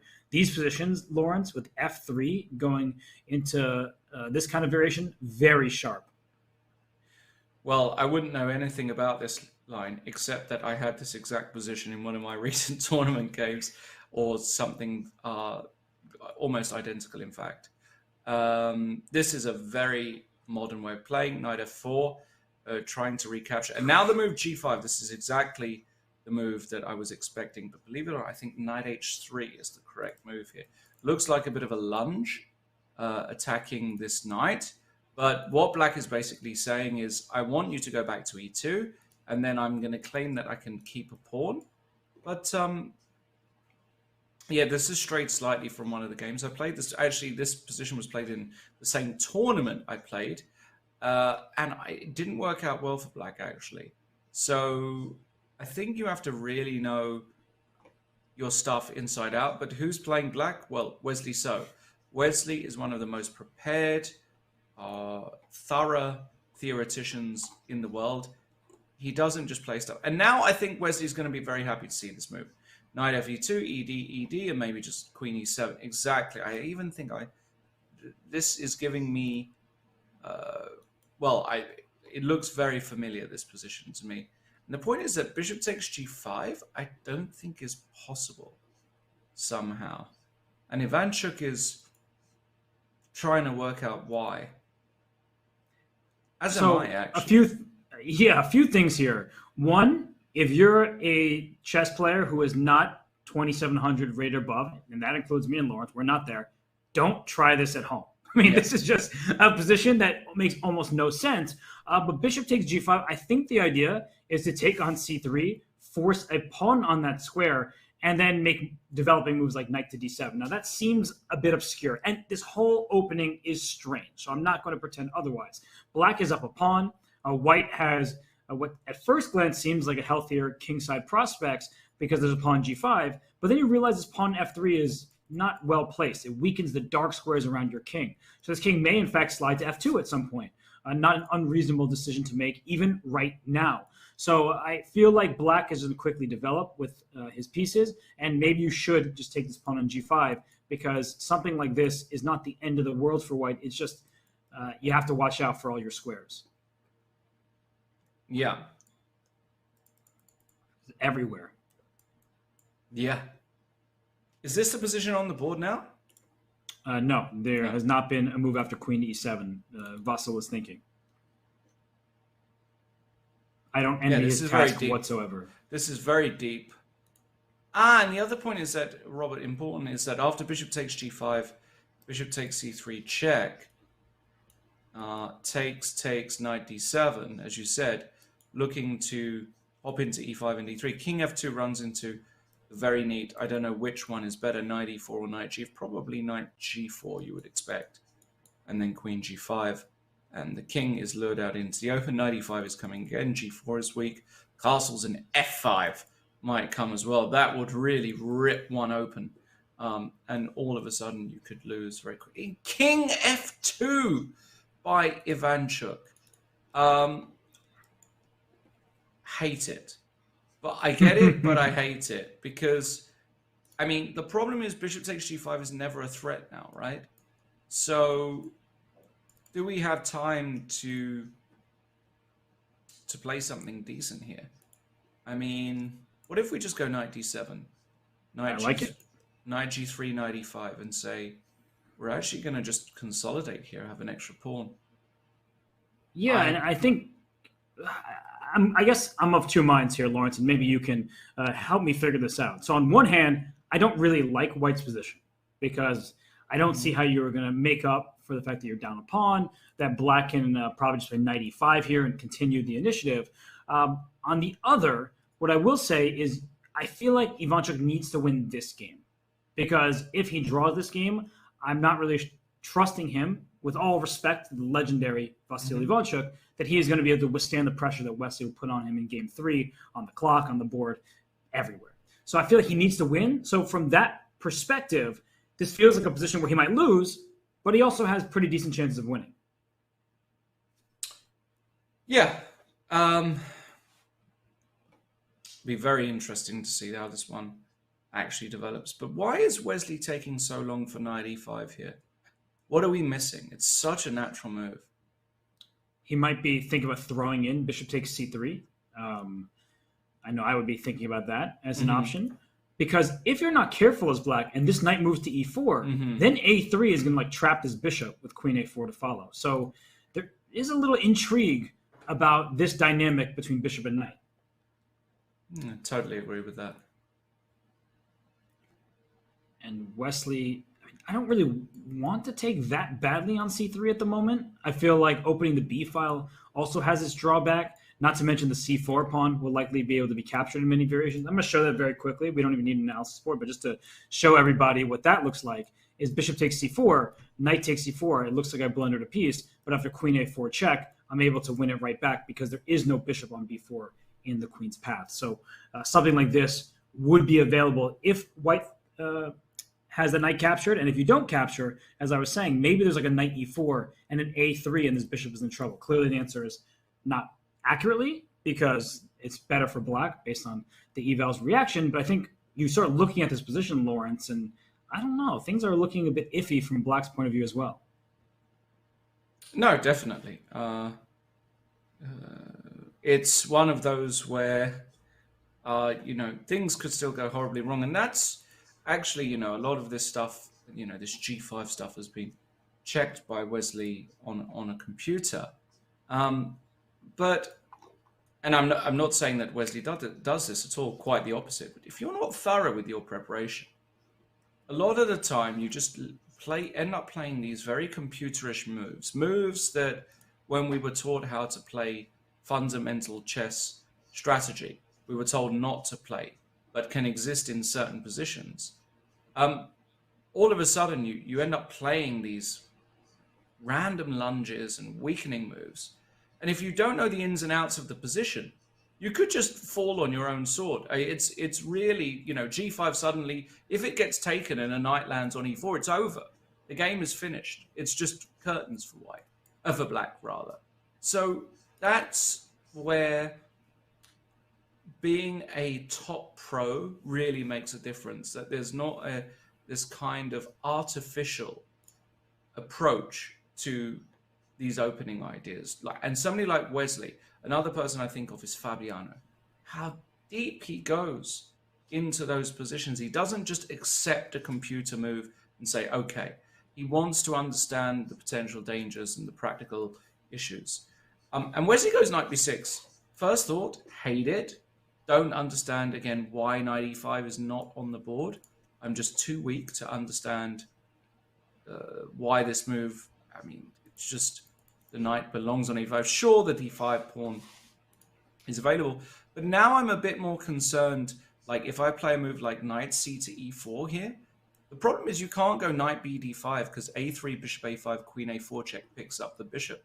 So, like, what is this move? What am I doing against knight c4 exactly? Which looks like an absolute clean way to proceed.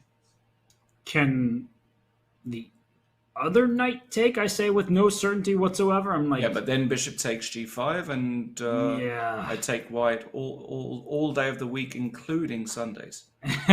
No, this is exactly what you were saying, Lawrence. Where even if the bar is zeros right now, it's one of these positions where black's position can collapse at any moment because this pawn is on g5. Like, this was a good move when it was played, but it's a move you can never take back. So I'm completely with you. And another thing I'm looking at is there a way to take advantage of the e file? And I can not play bishop takes c4 because when the knight takes back, did you see? Oh, is that on the board? Yeah, bishop d3. Oh well, that's just really a shame. I don't know how both of these guys are gonna wait. It wasn't a mouse slip. I'm looking at the move. It's not a mouse slip. No, it's a brilliant move. Genius. Vasyl Ivanchuk is a brilliant man because let's bring up an analysis board here because we were just highlighting how bishop takes c4 does not work because knight takes c4. Your idea was rook to e1, but the knight can hop back and block this file. So the knight is safe here, the queen is safe, and etc. Bishop d3, if you take the bishop, rook e1 is a problem for black. You might think, I'm not going to lose my queen. I'm going to put my bishop here. But then there are moves like knight f5 after takes. There's knight f5, as Lawrence was mentioning earlier, bishop takes g5. And rook takes e6. But also on knight f5, queen d7, rook takes e6, Robert. And there's a beautiful fork on g7 winning the queen. Just give me everything, right? And at this point for black, you just give me death.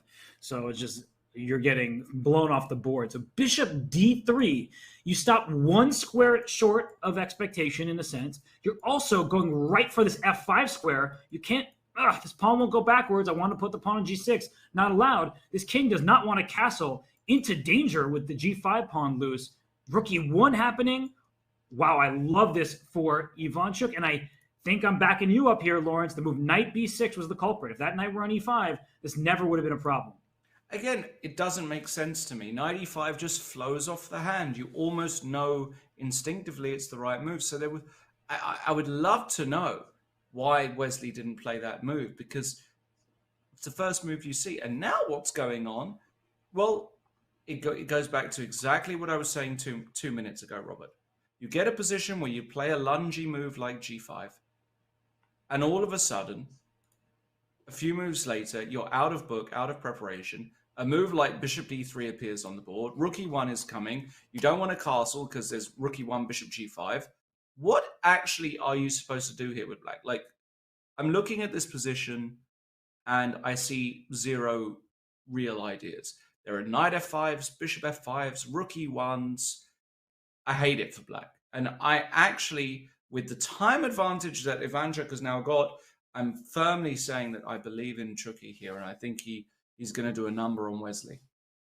It's looking really bad for Wesley So all of a sudden. And we trusted Wesley's opening knowledge. He started out well, and then he made the knight b6 jump, and perhaps a little bit greedy, protecting c4, attacking d5. But now with the e-file open, Wesley needs to find a move, and maybe it's king f8, because I don't really want to castle fully into danger. And with the king on f8 instead of g8, the rook can maybe help out in the king's defense. But king f8, the attack rages on. There's still very obvious moves like rook to e1. I actually grabbed the h-pawn by accident, but at some point h4 could be a good idea to get this bishop to h6 with check. I would be worried about black's king for the long run here, and the white moves, I see like 5 of them every single turn. This, practically speaking, Lawrence, looks terrible for Wesley, but Wesley usually is quite accurate. Let's see. He takes on c3. Wow, he bites the bullet and takes on d5. I mean, you need nerves of steel to play like this. Okay, let's have some fun here. So rook e1 is going to be met by bishop e6. And the point is that knight f5, queen knight f5, you can't even go queen f6 easily, I don't think. You've got some knight takes c3, so, but then queen d2, so that doesn't actually quite work. Knight f5, what do you want to do here? Queen d7? Well, I don't want to drop d6, so I... Yeah, I agree. So queen d7, and now can you just go like, can you play something cute like bishop c2 here? Just drop that bishop. Oh, you can take on c4. Thank you very much. Pins galore. Look at this. This is awful for black. Yeah. Wait a second. So that means in the initial position there also is bishop takes c4 as well, because the same exact tactic.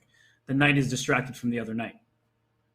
Yeah, but maybe knight takes c3 here works. I don't believe it. Yeah, queen d3. I mean, just anything. Just keep your pieces on the board, and you're gonna cause black. I mean, this is a catastrophe for black. Let's just be honest. You know, it doesn't even look like white can make a big mistake here. The only thing you don't want to do is like not play something and allow bishop e6 castles long. Right. Right. If that happens, black man. So you can't just sleep here as white. You've got to be precise. But what we were just talking about is your queen b3. Like if you take on c4, I'll take on c4 back. Where's your knight going? I have all of the escape squares under control. g5 is loose. Rook e1 is happening. Your king and queen are in the same line. Bishop b2 at some... I mean, this looks... I get what the eval bar says. I don't care. I'm ignoring it. I'm voluntarily ignoring it because practically speaking, it's the type of position that you lose in like 4 turns for black. Yeah. There's just no way. Like, I mean, honestly speaking, this position here, I think you give this, as you know, you give basically any top grandmaster this position, and they all... I just don't know anybody on the planet that would take black. The most masochistic sick human would prefer to be black here, even if the eval bar gives it zeros. And Ivanchuk, look, you've got to give him credit. He's a few minutes up on the clock. This is the moment to think, and he does it. Rook e1 bishop, and he does go bishop c2, Robert. But the engine hates it. Hates it. To me, it looked like the most natural continuation. But why is it hated so much? I'm not sure, but I think that at the moment, your idea from earlier, you should not allow black to castle queenside. The bishop is out. The king can go replace the bishop over there. And yes, white still has potential to thrust the pawn up to a5, things like that. But black is 2 pawns ahead and has great piece placement in the center of the board. c3, I'm sure it can be captured at some moment if it's left hanging forever. I feel like now's the time for Wesley to escape. Yeah, even after that, I feel like somehow I would still take white, because even though the computer thinks black is much better, I think, a4, a5 is coming real fast. So like after castle queenside, I might even just give this pawn on c3 actually, and just go a4. And if knight takes c3, I bump the queen up to d2. The knight goes back to d5. I play a5, and knight d7. I have queen takes d5 there, for example. And the queen is actually,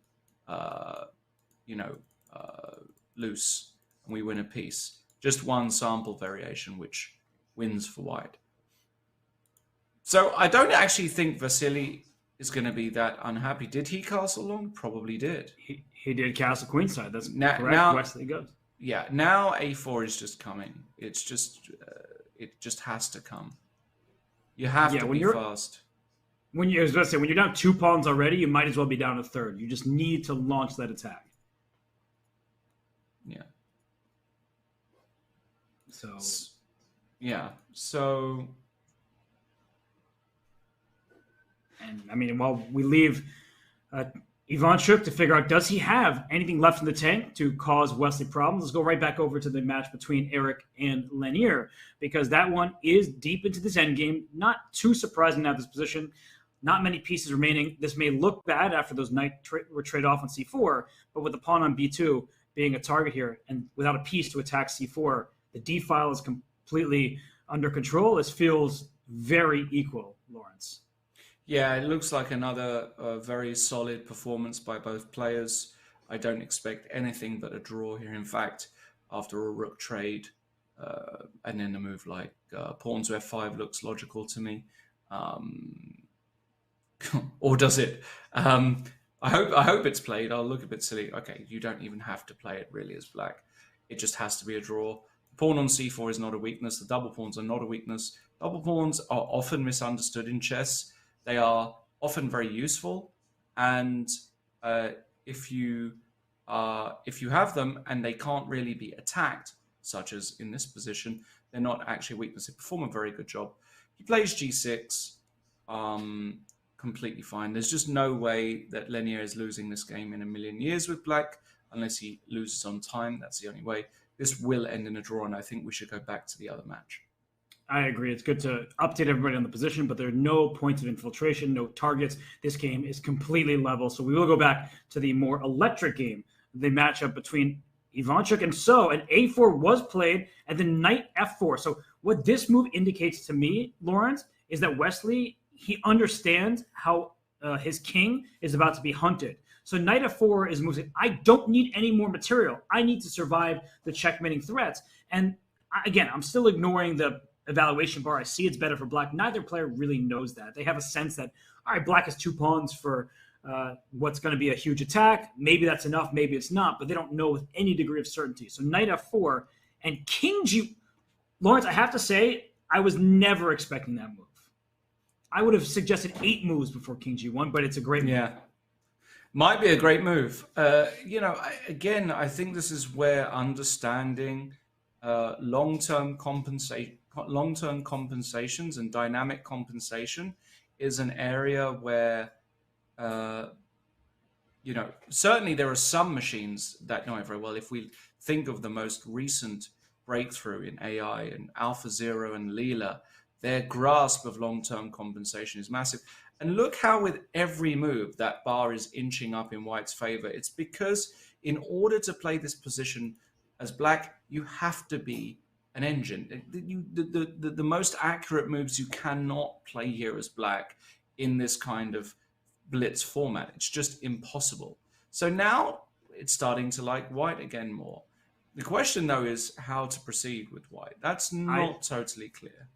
I see the first step is not a5. That's rushing the plan because then this knight goes to d5. So you should take this knight first on f4. And after g takes f4, you don't have to move your knight just because under attack. Then I'm going to throw an a5. And I'll show this variation here. The point, everybody, is that there is no knight d5 anymore. You want to defend with active play of your own. But knight d5 simply drops this knight in the center of the board because the bishop is pinned to the queen. And that queen's hanging with check. Very importantly. So this knight on g3, you can have at it, but your king is going to be hunted on c7. It's very open. So we see the move. Instead of a5 or taking on f4, he was rook b1 first. I can hardly fault him for that decision. But I do think that Wesley is going to try to combat the b file with rook to b8, and there it is.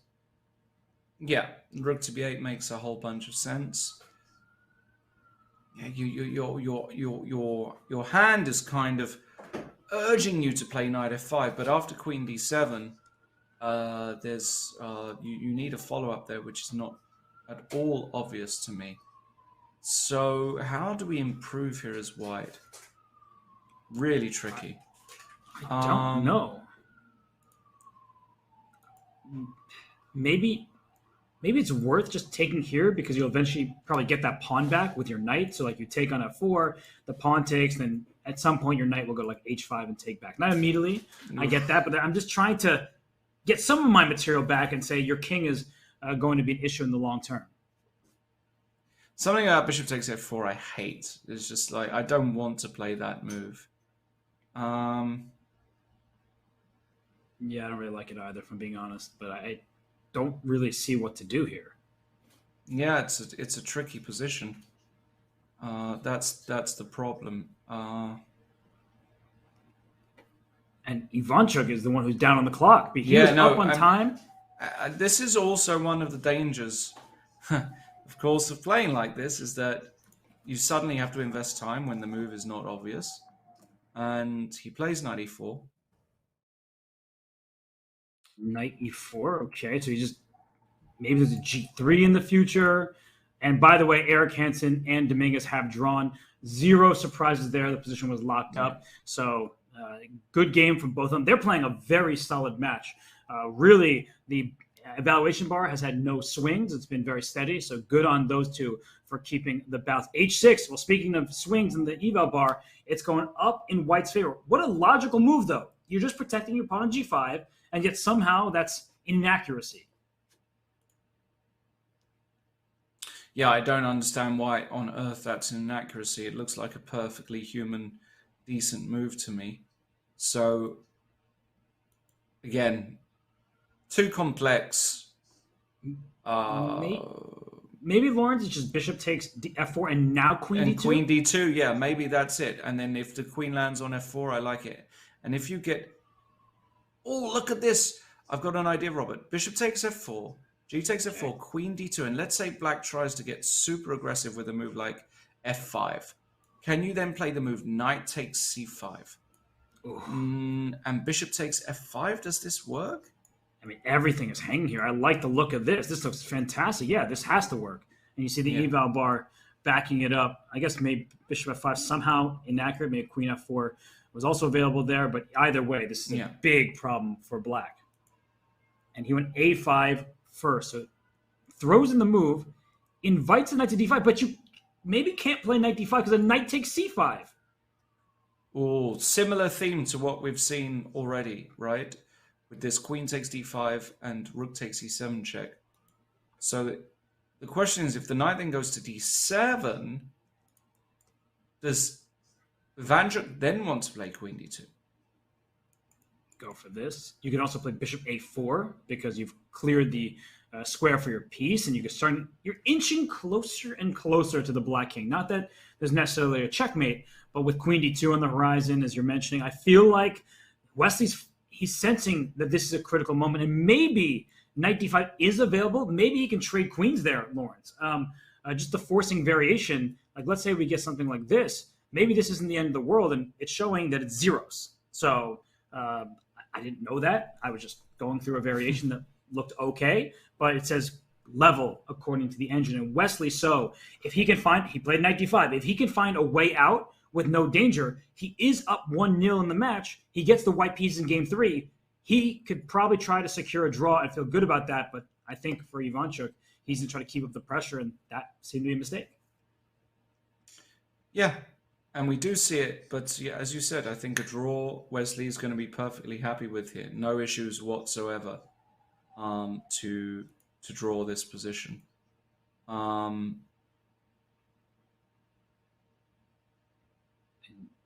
Wesley has a minute lead on the clock. So a knight a6 check is kind of a threat here. Obviously, the point was that queen takes d5.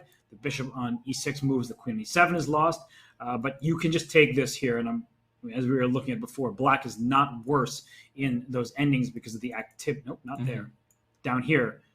Actually, rook b3 is interesting as well. That was a with a mouse lip. But I just want to show everybody that even in some certain end games, like if you take here, I slipped my mouse to rook b3, but sometimes this does work out where you get a pass pawn. Here it does not, but I'm just noting that there are moments where you have to look out for things of this nature. So instead, the knight hops into e3, and the engine goes back towards the center. This is just such a nerve-wracking position. I think what's going to happen, he's going to take on e3 and play knight a6 check, and then try and win that pawn on e3. And if you do that, you know, you're doing okay. The question is, do you actually win that pawn on e3? Not that easy to catch. Plays knight a6 check first. He does do it, so he's going in for this. So the question is, how now, brown cow?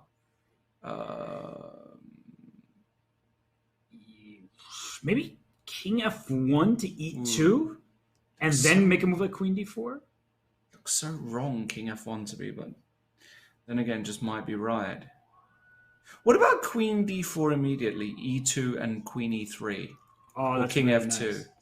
Yeah, that's really, because you are getting living life on the edge there. The pawn is one square away from promotion, but the bishop can't move with the queen on e3. So queen d4 played. Is there bishop f5? No, you get checkmated. Okay, that's how you lose games instead of winning them. You're trying so hard to promote this pawn that after bishop wow, f5, that's cute. e2, you can't Queen stop a the check. promotion. So you checkmate this king no matter my which square it goodness. goes to. Queen c8 is check and mate. So I was trying to win for black. Instead, I lost. That would not be smart for Wesley.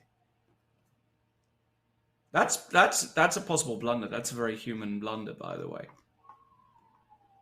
Yes. So no, that if you take time off of Wesley's clock, that's the blunder that happens in a bullet game. yeah. So yeah, so queen c7, targeting this a5 pawn. Now we just have kind of a random position where, again, all results are kind of possible. Queen takes e3, queen takes a5. Who is better on why? So black is up a... Wait, 1, 2, 3, 4. Yeah, black is up a pawn, right? Hard to count them. They're all scattered. Yeah. Ivanchuk's down to 35 seconds, though. That's what makes me most nervous. That also makes me incredibly nervous. Oh, yeah, I hasn't just... moved yet. Come on, Vasil. Gotta be quicker than this. You cannot let your clock go to 10 seconds, 9 seconds here. Just play queen takes e3 and h4 and just, you know, just play. f4? That's an odd-looking move. Maybe Was not expecting that. He wants to just push his pawns, I guess. Get a head start. Don't love it, but at the same time, I don't really see a refutation of it. And Wesley himself down near a minute. So he takes on a5. You could take on d6 with check. That was his idea. Right. But what's the follow-up? Yeah, it doesn't look easy. f5 can be played, but queen takes c3. Oh my god. Yeah. So started. Queen huge d4. blunder. Huge blunder. Oh my gosh! If you put there's Bishop e2. d1, e2. Yeah, it's just over. is there there's one check on c5, but I don't think there are enough checks. Yeah, you're going to go like king d8. And if queen f8, king d7, there are no more checks. So and if queen d6, how do we worm? King e8, queen b8, king e7, queen c7, king f6. Yikes. Not easy at all, especially with 49 seconds. How do you evade the checks here? But look at Vassal. I mean, the guy is just distraught. 1 second, he gets his move off. King e8. I guess there. I mean, there's queen b8, and for king e7, Queen c7. Yeah, you keep checking along this diagonal. Go, go, go, go, go! Oh my gosh, at 0.4 seconds when he made the move. 0.8, he's barely getting these moves off. Go, Vassal, you gotta go! Oh my gosh, 0.4. King e7. Queen c7. Oh my, stop it. He's just about getting there. It really hurts to watch his games because I'm getting so nervous on his behalf. And the whole point, everybody, is he needs to be able to land an e5 with check so he can win this pawn. Go queen b8. Okay, king e7. Check again. You got it. King d6. And queen b8. Go. He does it very he's got 4 seconds now. Okay. King Where's the check? Which check? Queen a8. King c7. King c7, no more checks. That's it. Wow, he walked right into it. Wesley So wins again, a 2-0 lead for the American. And now all he needs is one draw. He gets the white pieces in game 3 for Vasily Ivanchuk, the legend, the fan favorite, the former world number 2, world rapid champion 2016. He has beaten Garry Kasparov a number of times in classical chess. But right now, I think he's sort of met his match in this modern era in Wesley So. Yeah, he's just struggling on the clock. The positions he gets are complicated and rich. He's just not able to calculate quick enough. Wesley only needing a draw. I mean, he's massive favorite to win now. Now the 97% or 93% feels about right. I see absolutely no way Wesley doesn't come through. The other matches are extremely competitive. 2 draws in Dominguez, Hansen, 2 very quiet affairs so far. Is that what Eric wants? Does he want to get that to Armageddon and claim, you know what, I can play with 11 minutes. I'm a fast player. I only need a draw as black. I'll spot you the 3 or 4 minutes advantage that you want. That feels like it might be a strategy. I think after the match, regardless of what happens, we can ask Eric if that was his overall strategy. But for the moment, a very tense affair in that one.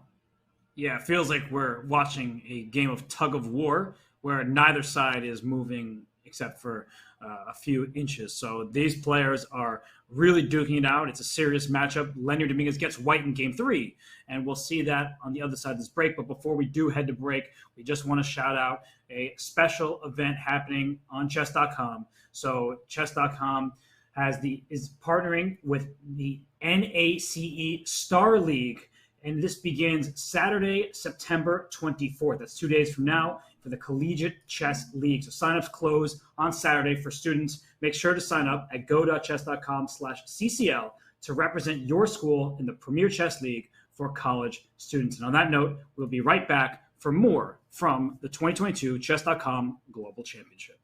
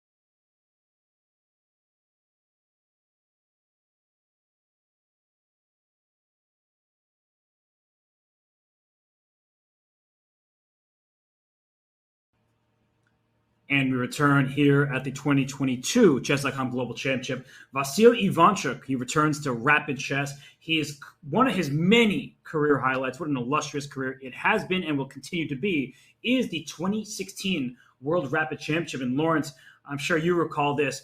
When the medal ceremony was taking place, he was playing a game of drafts. I do. He was playing a game of drafts while basically his name was being called to collect his prize. That was a tournament, I believe he actually beat Magnus in at some point there, and I think Magnus was very frustrated at losing that particular game.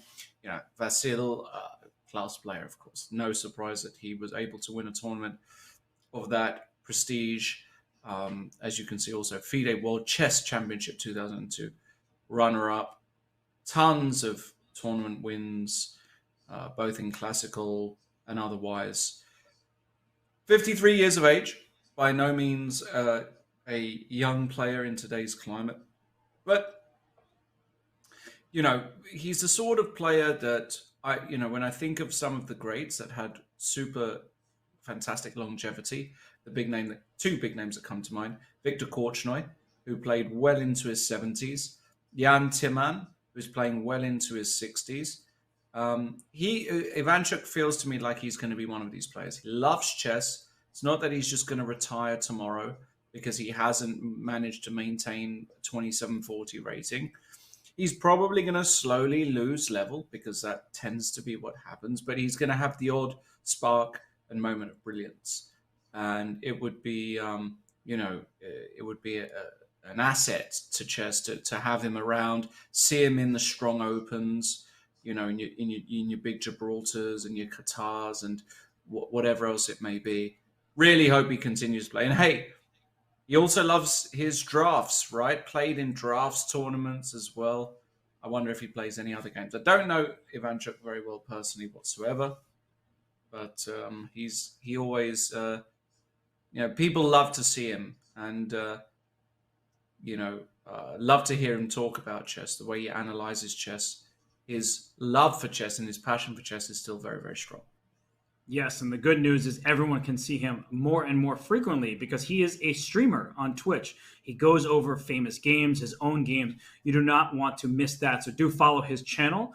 I think our moderators can put that in the chat. But Ivanchuk, when you mentioned longevity, he was the number 2 rated player in the world in 2001. Excuse me, in 1991. We already referenced his win over Kasparov and Linares, and after that event, he was number 2 in the world. He also was number 2 in the world in 2007. So that is a 16-year difference. 16 years elapsed. He was number 2 in 91. He was number 2 in 2007. That's crazy. That just doesn't happen to everybody. He is somebody who's been at the tip top of the game of chess for such a long time, and he is a contemporary of Vishy Anand and many other players. So he sometimes loses out in the spotlight, but he is an absolute fan favorite. He is a beloved chess figure. And I said this in the round of 64, when you think of people from my generation and even the generation a bit older than I am, Ivanchuk was many of their favorite players because he every single game came up with something new, and he just brought this creative energy that cannot be replicated very easily. So Ivanchuk, he remains that player to this day. He just has lost a step or two, and that's why we see Wesley So go out to a 2-0 lead. Yeah, totally agree with everything you just said there, Robert. So fantastic play. What was that game? It was Ivanchuk Yusupov, right? That crazy King's Indian. One of my favorite, I think it's Ivanchuk Yusupov from the Candidates Tournament, like 91? You are Brussels? correct, yes. You're Something correct. like that. One of my favorite games where, honestly, it's up there with... I think Yusupov actually won that game as well, if I remember correctly. Where if you're a fan of King's Indians and one side crashing through on the queen side versus crashing through on the king side, that's one of my big highlights. Perhaps somebody in chat can correct me slightly on that, but haven't looked at that game for a long time. But so many classic Ivanchuk games. I mean, just tons of them. For sure. And, well, it seems likely that we are going to see Ivanchuk bow out of the tournament, but two players who are giving it their all and should not be overlooked are Lenier Dominguez and Eric Hansen. So we're in the third game. Lawrence, neither side has built up an advantage that has surpassed about +1, which isn't that much, especially in the types of positions they've had. So what is Eric going to do with black here the second time around? He played that bishop d7 move.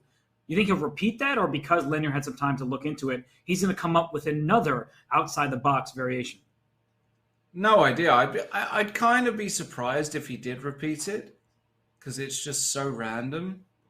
Let's see. C3 castles. Why is he taking time here, Eric? This is the next thing. Does he want to play an early knight a5 and try one of these slightly odd systems? It's all very bizarre to me. Yeah, I'm looking at him on screen. He's not even looking at the board. I think he's trying to figure out what to do live, but he can't be surprised by what Lenier has done. He's just repeating the same exact opening. So at this stage, castle is by far the main move. We're talking about, I don't even know, 50,000 games more. I'm just throwing out a random number. Millions. Millions? Yeah, whatever. Yeah, millions of games. You know, just tons and tons of games. I was thinking the database, but as you said earlier, so many games don't even make it to the database. So castle and kingside is normal. Knight a5, as you mentioned, is possible. Bishop g4 is technically available, but he does castle. So why did he spend a minute to do so? No idea. Doesn't make any sense to me. We'll have to ask him after the game. Let's see if he plays bishop d7 again. I mean, maybe he'll go for knight d7 this time, which is a much more common line. Knight d7, d4, bishop f6. Can't remember the name of the line, but does exist. What odds are you giving me, Robert, for knight e8 here? Knight e8? Yeah. You can get, I don't know, 100 to 1 odds, I guess. I'll tell you what, I'll take 1,000 to 1. No. There's no gambling on Twitch, Lawrence. Haven't you seen all the latest? What are you doing? You're trying to... We're just... we're not gambling. Friendship point. We're talking probabilities and maths. Zero Yes, gambling. exactly. This is y'all intellectual pursuits here. Exactly. Knight e8 would be like just such an... I don't even know how to describe that move. It's a terrible move, right? It's a terrible move. It is a terrible move. You can't even play f5 because the pawn is pinned. You give up the d5 square. So that's why I would give such huge odds. But what is odd is that Eric is spending minutes. Like, he knew this position was going to happen again. He played this in game 1. And what is he doing? I've got no words for this. I don't get it. I just don't understand. We're in the most analyzed position in the history of chess. Literally. This position here, the start of the Spanish, he's burning 3 minutes. Why? Like, if you're going to play a match against Lenier Dominguez for potentially $200,000, getting to a final of a competition, surely you would have had a quick look at it before and decide on a system. I'm lost for words, actually. I just don't understand what's going on. I'm almost trying to figure out if it's like a psychological ploy. Like, oh, I don't really know what I'm doing. And then I play this bishop b7 move, but I do know what I'm doing. Like, one of those type of moments. But being down now 3.5 almost minutes on the clock, this just feels like the wrong strategy, because what Lenier Dominguez does, as well as anybody on the planet, is he punishes you in positional squeezes. And right now the move knight d7 was played. d4 is obvious. He plays bishop f6 instead of c5. But white has a spatial advantage. This game is not going to conclude in the next 10 moves. That's not what happens in these types of variations. White can play a move like bishop e3, but then there's knight to c4 that you have to look at. White can play a4 and start thinking about opening up the a file. That looks like it could be a bit annoying for black as well. White can always close the center with d5 and question this bishop, although then we'll get a King's Indian type of approach. So white has flexibility in this given moment, and for Dominguez, he clearly isn't prepared for this specific variation, and that's why he's spending clock now. So Lawrence, maybe that justifies Eric's opening play. Yes, but no. Let me put it mildly. Yeah, but no. You could have still played this and saved 3 extra minutes and nothing would have changed. Also, the system's a bit odd. Like, the configuration of these pieces exactly feels very odd to me. Also linear. Okay, knight bd2 is the move, the standard, just automatic move. Again, kind of not clear why he's not playing that quickly. Maybe he still has to actually calculate moves like a4, which is a move. Apart from that, I mean, there are other funky looking moves here. For example, the move knight to h2 is not as ridiculous as it looks to be able to go to g4, especially with this knight currently on the rim on a5. You don't often get afforded that time to play this move. I wonder if he'll go for that. It's not a very Dominguez-like move, but he might just be trying to find a way to punish black for this configuration of pieces. So I know Linear quite well, but I'm looking at him now, and I just never want him to be disappointed in me. Like, you just look at this face. Like, when he's disappointed in you, you know you've done something wrong. And he does play knight d2, which was your first instinct. And speaking of doing something wrong, Eric is in trouble if he doesn't find a way to compete for the center, because c5 is clearly one of the main ideas here. I think it can be played and probably should be played at the moment, because if you don't do that, you're going to lack space. But if you do that, white will then play d5, happily shut down this bishop on f6, and continue with plans. Excuse me, my arrow drawing is off. A knight f1, knight over to the king side, maybe knight h2, as you mentioned. I just feel like Eric is floundering, and he's spending a lot of time, which by position, it seems uncomfortable. By time management, it feels even more uncomfortable. And by the look on his face, well, he doesn't seem like a happy camper. Yeah, I mean, why should he be a happy camper? He's blown 5 minutes in the most well-known position in the history of a game that's been around for 600 years. And now he's just freestyling, and I don't understand anything about what's going on. Why is there all of this overthinking? Like, this is a position where Jan Nepomniachtchi just has 15 minutes, 16 seconds on the clock, right? He just has more time than when he started. And then you get the same sorts of positions, and suddenly you're playing on 2 seconds, and Jan Nepomniachtchi just beats you on time. I just don't understand it. I can understand in a classical format trying to invest energy here to refute, in inverted commas, this setup by black, but not in a blitz game. Just play your normal stuff. And he went for knight bd2 anyway, just invested 2 minutes in it when it's a move that you know he would play in 2 seconds otherwise. I think Lendier is squandering a chance here to get a big advantage on the clock.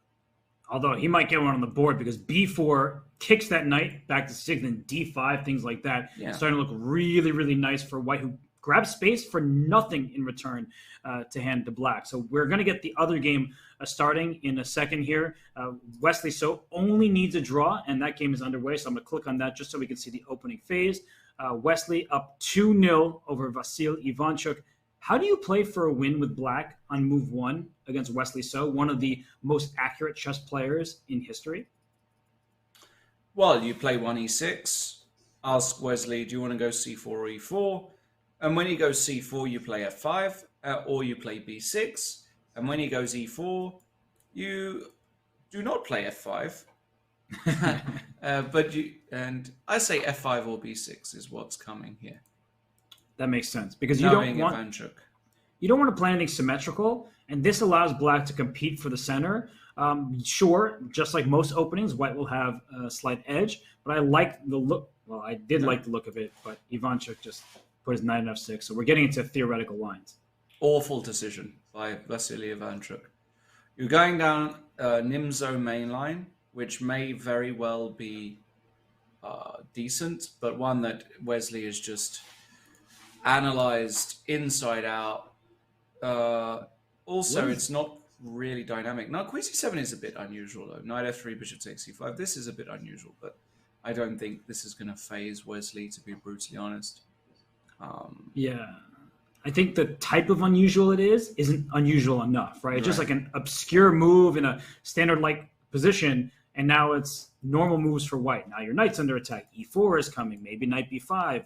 I don't have to castle queen, so I can just put a rook on d1. All the moves for white seem very natural, and I think that Wesley He's good at playing these types of positions, even when a draw is not the desired result. Right. So, bishop g5, a6. Okay, lots of moves here for white, but just e3. It's just e3, bishop e2. Well, you don't. I mean, again, you're 2-0 up. You just need to make a draw. Just go bishop e2. Right. And I think what Ivanchuk is going to do is play a hedgehog structure. He's going to play b6 and d6 and bishop b7 and knight d7 and play like a slow game, which now that I'm looking at it, I like the idea a bit more than I initially did. But I still feel like Wesley is as solid of a player as it gets, and he's not going to be put off by this opening. No. No, he's not. And I'm just like, I'm trying to even punish black. So bishop e2, b6. Can we go knight e4 there? Is that a move? Just to like try and... Yeah, like if knight e4, I can maybe even play queen e4 there, just to, you know, just to. But knight e4, bishop e7 is actually legal, but he goes bishop e3. I think he wants a similar thing. I think he wants b6, knight e4. That's what I think he's got planned. And if knight c6, he plays a3 instantly, preventing any knight b4 jumps. Again, there's not enough to chew on here, really, if you're black. I really dislike the opening choice by Ivanchuk, but okay, let's see. I think white is just better here. Castle's knight bd7 has been played. I like this feature chat, by the way. It's to say what you will about, you know, boring chess and all that. A good chess or accurate chess, but Ivanchuk and Wesley will never play boring chess, was the chat comment. Well, Ivanchuk especially. I mean, Chucky is not known for halving out at every opportunity. And he can't now. So, I mean, this match really could be over after this particular game. But okay, still some work to do here for Wesley. So the question is, what is the best way forward? Sorry, my attention got caught by the other game, if I'm being honest. We just can because also go there. What Eric is doing looks beyond terrible. Like I'm looking at this, and it feels like White was handed about 3 free moves. Let's have What is this? What are these pieces? Yeah, it's just bad. It's just an inferior Spanish. The sorts of Spanish that Lenier in the streets of Havana was just learning, how to play from the white side. It's gross. The knight on e7, terrible. The bishop on f6, terrible. The bishop on b7, terrible. The knight on d7 is black's best piece, and it's bad at best, right? It's like white has got the space advantage in the center, on the queen side. He can even get it on the king side.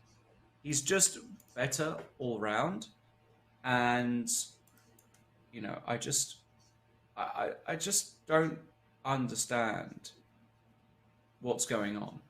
It just doesn't make too much sense to me. I will quiz Eric afterwards what the whole strategy was with black, because none of it, I mean, really, I'm sitting here scratching my head thinking, why do you want this position against Lenier? Why do you play like this? Like knight b3, great move. Knight a5 now, a horrible threat to meet. Probably have to go rook b8, and then white can go ab5, and rook a7 first. Oh, but then there's knight c8. You might get a bit lucky, but some things have to be calculated. But it's just... And I can just imagine chat now saying, why are you such an Eric hater? Well, the tank top for one. But apart from that... the chess stinks. I mean, look, we got to call it how it is. This is just bad chess for somebody of his level. Like, what is he trying to do here? He's so much better than this. Do you agree with me, Robert? Not just about the tank top. And I mean, we see a featured chat that Eric is shaking his head at his own position. I'm agreeing about the chess for sure. I mean, this is not a position you want against anybody, but especially not against Dominguez. A knight's coming to a5. Your idea looks great now, knight h2 to g4. In closed positions, bishops are often terrible, and you can see black's bishops in particular are really bad, and the bishop on c1 is just better than the counterpart on f6. And knights want to be able to jump around. So knight a5 is good. Knight h2 to g4 is also good. Oh my gosh, white has more space thanks to this pawn on d5. And then there's also this tension between b5 and a4. And you're never really wanting to take on a4. You're left with an isolated pawn on a6. And yeah, this is just no fun for black. So Linear, 2 minutes ahead on the clock. He has all the space in the world. So he'll need to prove it. But knight a5 feels like step one. Why not? I mean, it's the most natural move. Yeah, knight a5, bishop c8, ab, bishop d3 is just standard procedure. Bishop d7 after that. Queen e2. I'll just show what we're talking about here. Just bishop d3 and queen e2. Why doesn't this just win stuff? Knight h2, knight g4, bishop e3 is good. Even a move like rook e2 might be interesting, to try and go rook e2 and try and dominate the a file. Just so many ideas. This looks so bad for black. It's just no activity whatsoever. And Dominguez still ahead by about a minute on the clock. But what you were mentioning earlier, I'm agreeing with it. Linear could make the move knight a5, and he played it now, but he spent so much time to play it. He could have played it instantly. So he's a bit of a glutton for time punishment as well. And he doesn't need to spend all this time. And you said it, he's playing it. But moves like knight h2 or bishop d3 are just very natural. Like, just play those moves. He knows they're good. He's overthinking. Yeah, and sometimes top grandmasters can do that, right? They try. They're ultimately perfectionists. They like to get the maximum. I see bishop d3, queen e2 landing on the board. I think, though, maybe what he's thinking is that there's some rook b8, and that's what's... so bishop d3, bishop d7, queen e2, rook b8, for example. And then at the end of that line, there's some knight bd takes d5. Even that, I'm not entirely sure is good for black, because you can drop back to d3, and the structure still looks good for white. But in general, I mean, I just don't believe in Eric's position here whatsoever. I would say the one thing that Linear wants to avoid is trading too much, because when you have more space, you usually want to have more pieces on the board. And so with the A file likely going to be under white's control, I really liked your mention of rook e2 to a2 at some point. That looks excellent. You've been calling for knight h2 g4 for pretty much forever. And now Dominguez is down on the clock. And that's the one thing he can't afford, is to get into time trouble, because that's how you spoil fantastic positions, especially against Eric Hansen, who is as quick as they get in time scrambles, and he's very experienced in them as well. Exactly. We've got that position on the board. Bishop d2. So he plays a very normal move. Yeah. Definitely probably not the most critical reply, but at the same time, in some ways, you don't even need to play overly perfectly here as white. Your advantage is what we call a static advantage, a long-term advantage. Your structure is better. Black has got this weak pawn on b5. You've got the knight on a5. All of these advantages are long-term. They're not short. And actually, on top of having the static advantages, white has also got the dynamic advantages. The knight h2, knight g4 idea, for one, to get some initiative. You know, I still fear for Eric here. That said, you know, it feels as though Lenny is lacking a bit of, what's the word? Energy, somehow. Like his determination to convert. I'm not feeling yet. I could be wrong with that, but yeah. Yeah, I get what you mean. He seems very calm, right? Like he's just in the same pose, and that I think is good for chess overall. But, you know, it's time to pounce. So one other thing that I should note, about the static weaknesses is pawn on c7. So even if you play queen e2 and don't take on b5, one idea you might have is to put a rook on c1 and play c4. That may seem counterintuitive because we're harping on this pawn being one that you may want to capture. But even if it's traded, the next pawn is a weakness, and we're going to pile up all our pieces on the c file. b4 is well defended thanks to this bishop here. So no matter which way you cut it, Black's position is bad. You're going to have long-term issues. And now Eric is trying to dig deep and come up with any plan. But that's the problem, is there are zero plans for Black. None whatsoever. Your plan is simply to look what your opponent's doing and try to not lose some material in the process. Yeah. It's not fun. You play c6. Spot. Has there been any action in the other game? Have we got a clarification there? Let's go over to the other game between Vasily Ivanchuk with the black pieces and Wesley So. Wesley needs just a draw with white, and the last move played was... Uh-oh. How did this happen? Whoa. Whoa. Yeah, I mean, Wesley has missed a shot there, because allowing that feels very, very strange. And just to sort of catch up with the game, bishop e4 was his move. A bit odd, but he gives up the bishop pair. And then look at that. Vasil says, I need to keep pieces on the board in order to win. So he plays f6, and then bishop b7, and then e5. Rook c8 makes perfect sense. And b3, what a kind of... lazy move. That exactly. I didn't quite have the word for it, but lazy is the word for it. Indeed, because there is a pin here. This pawn was protected. He just walks right into d5, and now it's -2.5. Yeah, I can believe it. And Ivanchuk, not quite dead yet. He is winning. He's got the better structure. This bishop on g3 has locked out the game. He's got this pass pawn. He's actually just a full pawn up here. This is... I'm shocked. Yeah, this is I'm absolutely shocked, because Wesley So, typically seen as one of the most collective players on the planet. Phasing him is very difficult, but I think he's feeling the nerves. Like, he needs just a draw. So he started playing in a way that's not his typical style to try to secure that draw, and it's completely backfiring. He's down a pawn. This knight can always come to b6 to reinforce the pawn on c4. There's nothing for this bishop on g3. There's nothing for this knight on f3, because a pawn 3 squares away dominates that knight. If you try to go knight d2, maybe I'll play c3 and b4 and keep pushing these pawns. This is terrible. c3 right now, and maybe white can even resign. Yeah. I mean, he won't resign, but it is resigns after c3 and b4. Protected pass pawn on the third, zero compensation. It's just, what a bizarre turnaround. I mean, not a turnaround, but just what a bizarre game by Wesley. Just way too relaxed. And I'm really just caught off guard by this. Let's go back to this moment here. Rook c8. b3 walking right into d5. I mean, that is just... Oh, sorry. To go back to that position. Where was it?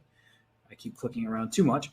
Here, b3. I mean, there's so many moves you can play that are queen d3, queen b1. Just get out of this pin so that d5 won't happen. And then you have a target here on d6.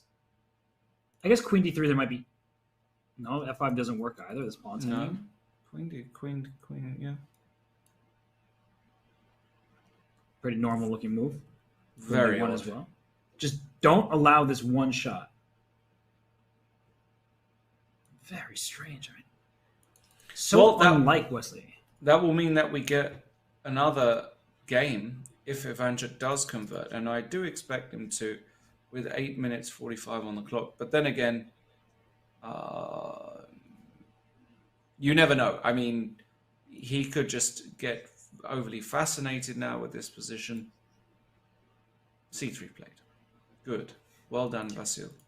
And he's almost 2 minutes ahead in the clock. He's a pass pawn. It's about to be a protected pass pawn. No active counterplay for Wesley whatsoever. His pieces aren't doing anything. This is bad. And I think we're being what seems like very critical of Wesley because we expect such high things, because we know how strong the player is. Look at how he played the first 2 games. Look at how he just plays chess all the time. But this was as un-Wesley so-like as it gets, and he is going to pay the price. Let's go to the other game just because they're heading into a bit of time trouble. Of course, we will come back to this one. So get out the inner tall, says our featured chatter. But let's go to this game here where Hansen, well, doesn't look as bad as it did before, but still better for Linear. Better for Linear, but again, it's kind of the same thing where Linear is just not going for the most critical routes. He's allowing Eric to get, the best of a bad situation. And again, this is miles better compared to what we saw before. Pieces have been trading. B5 is defended. There's a bit of coordination now between the black pieces. Still prefer white, and I love knight d2. Trying to play knight b3, knight a5. I also love knight a4. Think this is a good move. Counter-attacking on c3. Just not enough bite. I feel it. I can feel it through the screen almost. That Linear is just... He's just being way too... what's the word? He's being lax, laid back, right? Basically. He's just too... He knows he's got the advantage, and he's almost not forcing himself to find critical ways. Love that move, though. Yeah, rook a3 is good. But does d5 exist here? That's a big question, because if you can get away with d5 right now, it's obviously a good choice. The problem, though, is you free up the e4 square for white's pieces. It becomes a turnstile in a way. So a risky move to play, even though you're getting rid of your backward pawn. But I'm just so with you that Linear, he does feel very lax, too relaxed. Right? He's just finding good moves, but he's not finding necessarily the optimal moves in moments where he can't afford to give his opponent time. So h6 played by Eric, perfectly normal move from him. And, well, what should we expect from Linear? I mean, how do you actually make progress here? It looks like this knight on a4 is just closing down your only open file, and this rook was happy, and now it's just blocked. Yeah. No, I mean... This is just, a bit of suffering, but no, but still, again, just h6 I like. I think this is a good move. 2 minutes, 43, 149. Bishop c2. Okay. He might want to c4 and be able to take with the queen to keep the b4 pawn defended. He might even take on a4 if he can get c4 and b5. That's a big if, because b4 is loose, but something to keep an eye on. Eric now down to 220 himself. This d5 question is like 6 moves in a row. It's, can I play d5? Doesn't look so good. Maybe I should play the next move. I don't want to give the e4 square. And that's very frustrating when you're down to 2 minutes in the clock, Lawrence, because at some point you just make the move, and it could be mistimed. Absolutely. And very, Eric, very odd stuff. Well, do you think he's going to play d5? I think he actually will, yes, because after ed, queen d5, bishop e4, queen d7, you're holding your position together. Now he goes for queen b7. But now c4? Because you can't take the knight's hanging on a4. But maybe he'll just ignore it. Okay. Somehow. Yeah, I guess for now he has enough defense of this knight over here, but it's starting to look kind of risky. And he plays it. Linear finds c4. This could be a problem for Eric. What move does he make here? Yeah, the move is not at all obvious. Maybe bishop g5? Try and trade a few more pieces off the board. But there's something about it I don't like, because you can take, and then a quick queen h5, rook g3 exists. Yeah, this second game where Linear is white, we're talking about rook lift. And in fact, bishop takes queen h5, bishop h6 might not be out of the question. Yes. That exists. Wait, this is very scary because you can't do anything about this tension. If you move the knight to b6, you just drop b5. That's not good. If you go knight b2, there's rook a7 and queen h5. Yeah, no, this is tough. This is down tough. Under a minute, and he looks nervous. He plays knight b2. What a brave move that is. Yeah, I love this move. Really resourceful stuff. Couldn't leave the knight hanging over there. Yeah, and the knight now attacks c4. You don't mind a mass trade because then the b4 pawn would be incredibly weak. How about bishop b3? Oh, he plays it as I was about to suggest it. Oh, that was a huge blunder, apparently. Now it's +4. That means there must be some kind of tactic in the air here. Is it just cb5? Because f7 I think c5, no, looks crushing to me. But also cb5, yeah. He just takes b5. That's the problem when you're down to a minute. Their f7 pawn is hanging, so there's no option to capture on b5. The bishop will capture f7. Now b6 is next. This is completely lost. Your knight's trapped. Oh gosh, one move does him in. Wow, this is just queen c3, fishing. Eric trying, yeah, queen h5 is brutal. That's, yeah, he just missed it. No, that's actually just over. Yeah, and Eric shaking his head. Poor game. It's really the problem with being under pressure from move, what was it, 15? Right? He had no space. And then the one moment he did gain space, it allows his opponent to infiltrate. So, I mean, Lenier just kept up the pressure. He didn't always play the most accurate move, but now the game's completely over. There's no way to defend f7. All of White's pieces are protecting one another, and Black's king is being checkmated in just a few... What? Rook takes f7? Yeah. Okay. He'll resign here. And Lenier Dominguez takes the first lead of the match, 2-1, a big victory for a player wearing a U.S. chess polo there. He transferred to the U.S. Federation. It's a long story in some ways, but he didn't play in over-the-board chess for a long time as he was transferring federation. So now he has become an American citizen. He's played for the U.S. Olympiad team. He's playing in U.S. Championship. So very happy for him as a human being, but he's probably very happy right now that he won game 3 here in the CGC round of 32. But rook c7, Lawrence, apparently that was a mistake, and the advantage went from -3 for Ivanchuk h5. to cut in half. Exactly, h5, and if f5, queen h3, play king f7, keeping things together for the moment. Is there a knight h4? Doesn't feel like there is, because there's an f5 there. Oh, that's very important. Maybe queen h3 straight away to threaten h6, g6. I was going to say the same thing, yeah. Professional move. So hg is a huge threat with his rook loose on h8 down here. So he plays e4, and the e-val bar immediately goes that down. move. Queen e6. Let's trade. Just trade. And queen h4. Well, I mean, if it works, it's one of those where you just say, okay, fair play. Like if you can queen h4, g5, queen h2. No, I'm showing this because a lot of people will remind themselves of me and Danny versus the Chess Bras when our queen was down here in the corner and couldn't move. So this looks like that, where Black is also up a pass pawn. This is gross. I can't look at this position anymore. If Vasil plays queen e6, he's definitely going to win this game. Yeah. Is that the move? I mean, I'm just assuming that's the move. It is certainly the move. And it's a really easy move to find. Ivanchuk just has to find this move. There's no reason. Yeah. I was going to say, I think if he can stay above 2 minutes on the clock, he'll win this game. But time has been his kryptonite in this match. Yeah, it really has.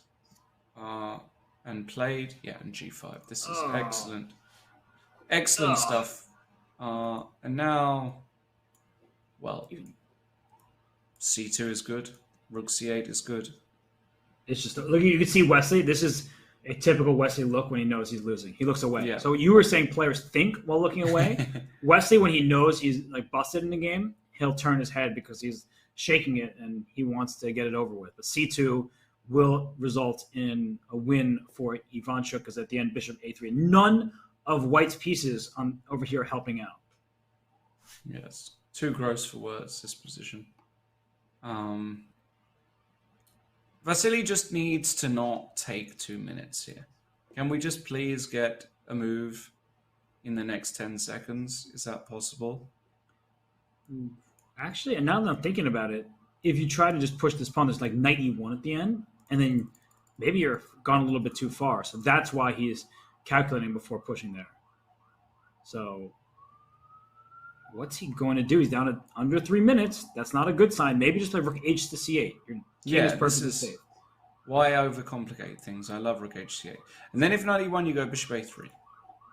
And the point is the rook goes to c2, and then the knight wants to go to the square the rook is on, and you're a bit messed up there, I think. Yeah. I mean, there are probably other ways as well.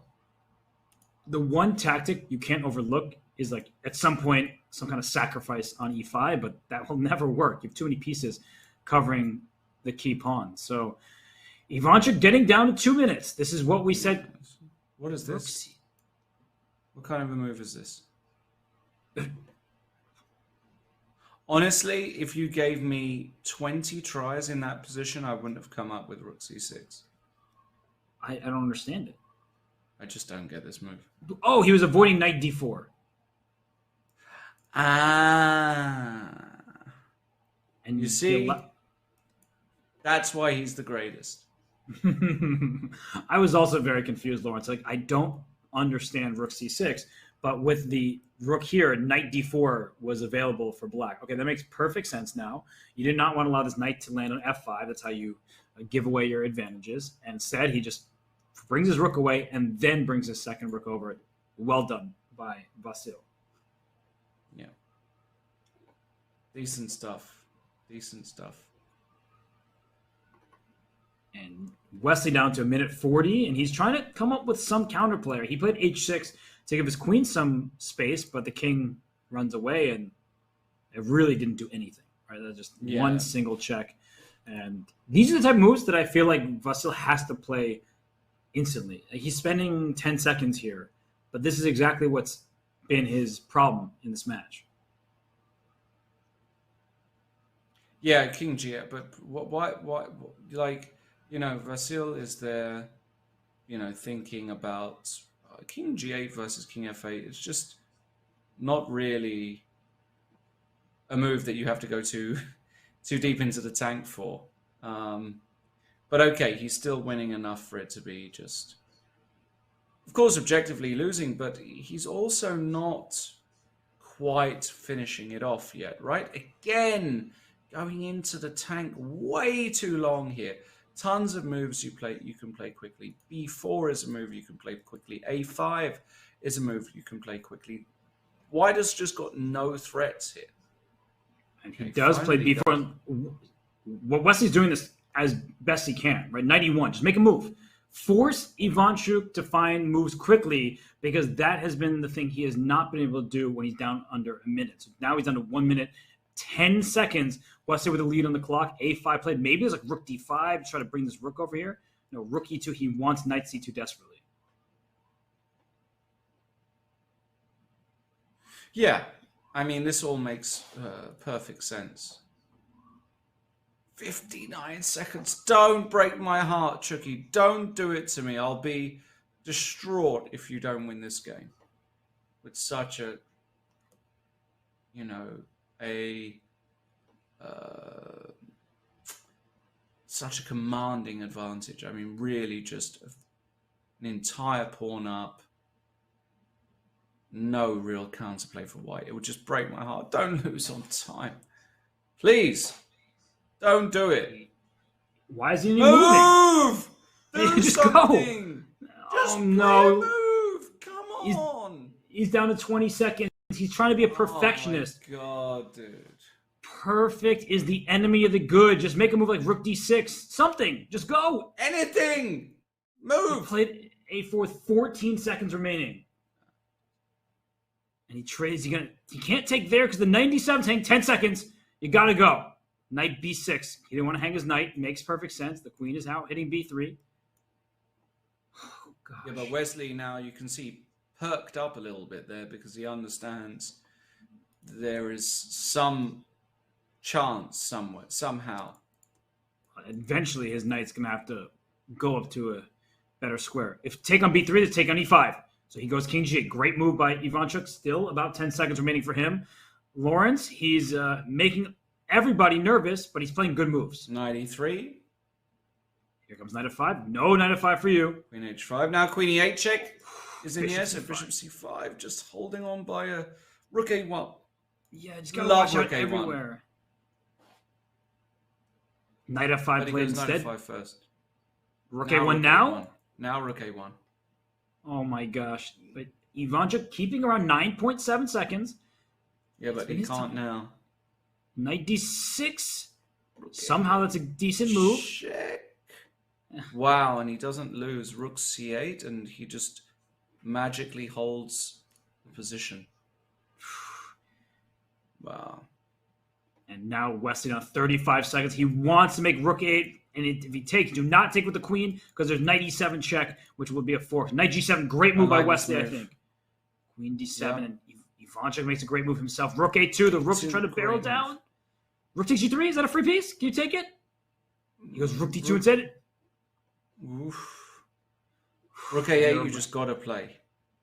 Surely you just gotta play this move. He takes He it, took but a now queen e2. I thought it was Wow, going to that's rook surprising. c1. Rook c1. Very surprising decision by Wesley there. I didn't expect that. Okay, rook d1 you have to play. And then bishop c3, just protect this pawn. But then you just take on d2. That's a good practical Right. try. Rook c... Yeah. Oh, that was a mistake! And he hung d2! Oh my goodness gracious. And it's no longer better for Queen black. In e2. fact, No, white now is white's better. winning. No, it's going to be Oh. collapse. Collapse here, knight f5 all over. And remember, Wesley so only needs a draw. So he does not need to win this game. And Wesley, Ivanchuk down to 3.2 seconds. Take on d4, e5? No, queen e2 is excellent, of course. Queen a6. Oh, e4 goodness. is also Queen good. g8. Queen a6 is coming, or queen g8 is coming. Queen a6. And f6 is hanging, exactly. And Over. For, Lost on time. for the Brutal. third game in a row, unfortunately, time is the enemy for Vasyl Ivanchuk, the legendary player, the Ukrainian who is number 2 in the world back in 1991, again in 2007, has won the World Rapid Championship, has beaten all of the best players in the world. Lawrence, he just can't do it when he's down in time trouble.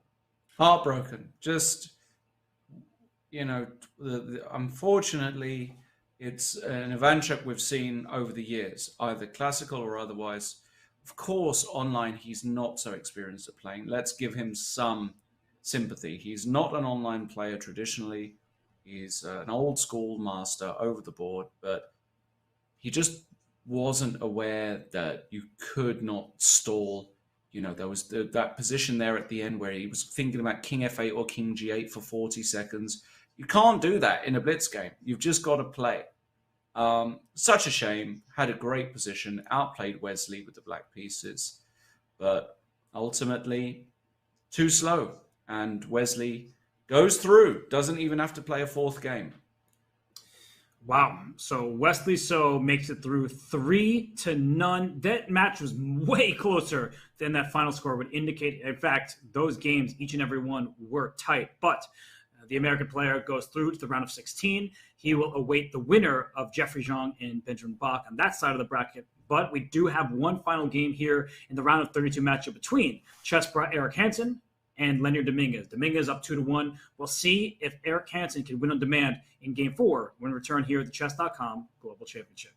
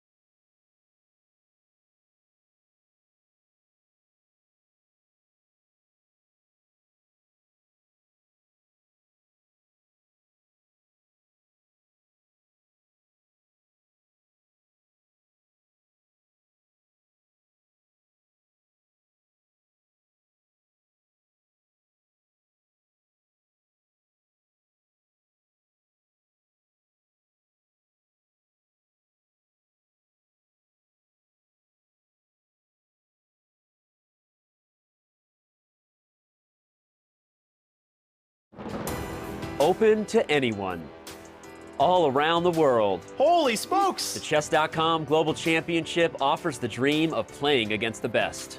Whoa! And hey, have we mentioned there's also $1 million at stake? The total pot is $1 million. No, that is not a typo. The prizes are unbelievably generous. We began with thousands of players. Now only dozens remain. D6! There's a fork threat, and it's unstoppable. Sam Savion is going to defeat MVL, and it's over! What a game. The CGC knockout phase has arrived. There are those who played their way in, and some are here thanks to their well-earned reputations. No matter who you are, things are about to get very, very real.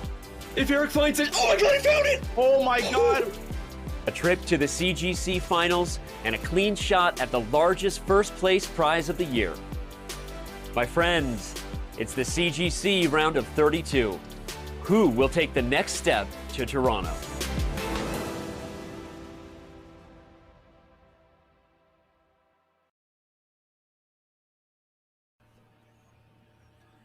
Wesley So has made his way through to the round of 16. He awaits the winner of Jeffrey Zhang and Benjamin Bach. So Lawrence, of course, Wesley can celebrate his win today. But no matter who gets through on the other side of Group C, that's going to be a tough matchup for him. Yeah, he's going to have, in my opinion, a much harder time either against Jeffrey or Benjamin, two young players, tons of experience online, both of them. Especially Jeffrey, in my opinion, who is one of the, I think he's one of the shining stars of American chess. I love everything about Jeffrey. I love how he plays. I love his demeanor. I love his attitude. And he's just very, very strong. And I think he would give Wesley a really serious game, as would Benjamin Bach. Let's not rule out Benjamin. I mean, he beat Alexander Grischuk. He's a serious player. But yeah, be very curious to see that match when it happens. Yes, and Jeffrey Zhang and Wesley So have a long history as friends, as rivals over the chessboard. And they also play in the Speed Chess Championship, so they have an extensive experience against one another. But that match is not set in stone, and nor is the one we're covering today, because right now Eric Hansen, he trails 2-1 against Leonard Dominguez in Group A, better known as Hikaru's group. But Dominguez, fresh off that win in Game 3 with the white pieces, how in the world does anyone beat Leonard Dominguez? Well, you don't play what you've been playing, that's for sure. You play a bit with a bit more panache somehow, a bit more confidence, a bit more,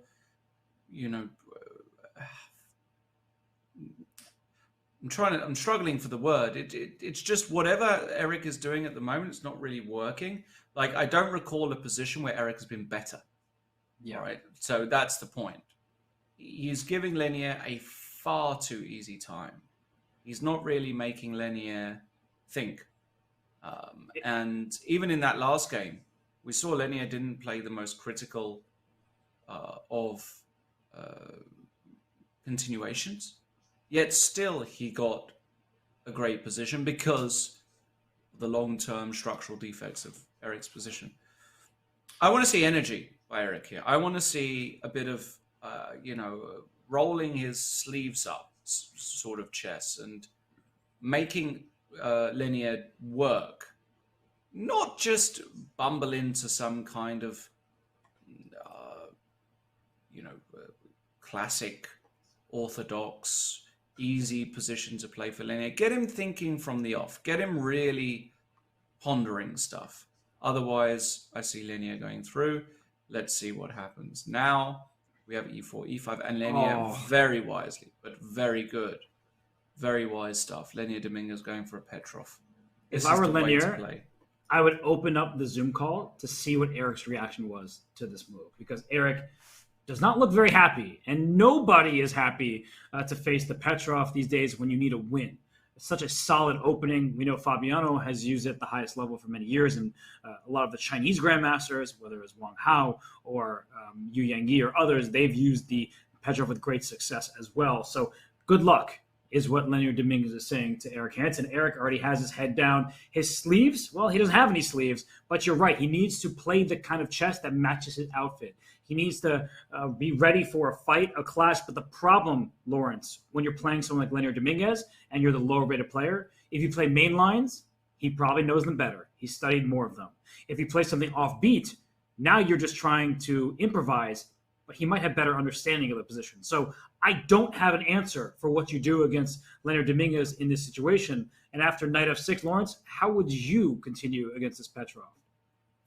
I would either play 3 knight c3 or 3 d3. Play a reverse Philidor, a tempo up. It's not great for white, but you don't get a forced position. You can just play a position. If you go down a main line, Petrov here, you really need to know it so deeply to be able to just try and fight for it. Remember, Lenier worked with Fabiano for the World Championship match 2018. He's been around the block. He's studied, this opening inside out. If you really want to, get something, try and get something non-forcing that Lenier hasn't spent 6 months in a cave in Azerbaijan studying, or eating bread and water and maybe just getting a little bit of sugar from the limestone. I don't know. Try something. Something, Eric, but don't spend 15 minutes. Should he try knight e5, d6, knight takes f7? Yeah, that one, unfortunately, Lenier also knows, which is really unfortunate. Hey, he listened. And Lenier doesn't buy it with bishop b4. He goes knight c3, knight c6. Now he should play a3 or h3. This is the way to play. You don't want to go d4 because those lines have been actually calculated to a draw. A lot of them. You don't want to go bishop b5 because after knight d4, that's probably a forced draw as well. Just go a3 or h3, Eric. This is what we call the coffee house repertoire. It's actually quite good, though, for quicker time controls because you sort of pass the baton right back to your opponent. Say, you do something. And I think a quick variation to show is that if you think, I'm just going to develop with bishop c5, there's this move knight takes e5. Because after knight takes e5, d4, you were waiting for this bishop to get to c5 so you could play this tactic. And as you can see, based on the evaluation bar, already better for white, who has great control over the center. So knight c6, a3 is a move I like. h3 similarly is a move that I like. But Eric, I think we can acknowledge he doesn't really know what he should do. I mean, he's just freestyling here. He's coming up with things out of thin air. He does, in fact, play bishop b5. But you're mentioning this knight d4 move, which Lenier plays instantly. No, you don't play bishop b5 to win a must-win game. This is disappointing. This is, for me, this is when I'm looking at this match, I just get vibes of Eric really didn't prepare for this match at all. Like, he has just freestyled his whole way. He goes castles here, which is, a line which is not very good. You can take on b5, play c6, knight c3, d6. It's one of the variations, which is fine. You can go c6 immediately, actually. C6, bishop a4, queen a5, actually, if I remember correctly now, is actually an issue for white because bishop b3 can be met by knight takes b3. Could actually be worse. I think there's a reason people don't castle here. I think it is c6, bishop a4, queen a5. And c6, bishop c4 might exist, but maybe there you can just play knight f3, queen f3, d6, and say, what's the big deal? And you can see Lenier finally looking off screen there, just trying to come up with the line that causes him the least amount of risk, because he can take on f3 and play c6. He can take on b5 and play c6. He has all these different options. He's not actually worried about the theoretical nature of this game, and he does play c6. Maybe he's remembering your line that you just mentioned, bishop a4, queen a5. It's actually a very clever variation. So, I think you're right. Queen a5 is about to happen. Yeah, this is what happens when you grow up in England and learn chess. This didn't reach the Botvinnik schools till 1997. This was hanging around already in English. No, I mean this is kind of well known. I think, also, but I could be wrong. It's also kind of a brilliant trap because Queen A5 prevents knight takes E5. You defended that threat immediately. It stops knight takes D4 because pawn takes and the bishop will be loose. And bishop B3, knight takes B3 is a problem, as you were highlighting, because the rook on A1 is loose. You can't take towards the center. So Queen A5 is just a good move for black, and white will need to come up with a way to deal with it. It's not like there's any winning threat for black next, but even B5 followed by knight takes bishop. This bishop can, of course, just develop and attack this knight. So there's just no targets in black's position. I don't envy Eric's task here. Queen A5 looks good. I'm sure even the move, like at some point, A5, B5. Whoa. Goes for A5. I mean, I was literally just suggesting it, and there it goes. Might also be good. But maybe now, can you play bishop B3 at once here? You probably can. I guess that might work. And then maybe if B5, I have knight takes E5, right? But so bishop B3, I play D6. I just yeah, but then I can play knight D4, E4, knight E2 at least, and at least I get some kind of. I mean, even that's not great for white, objectively. A5 is probably still good. This position is just one where I think Linear was recalling. It's like he's like, this seems familiar to me, but I'm not positive. So let me actually think on it. And then once he thought about it, he's like, yeah, this is just good.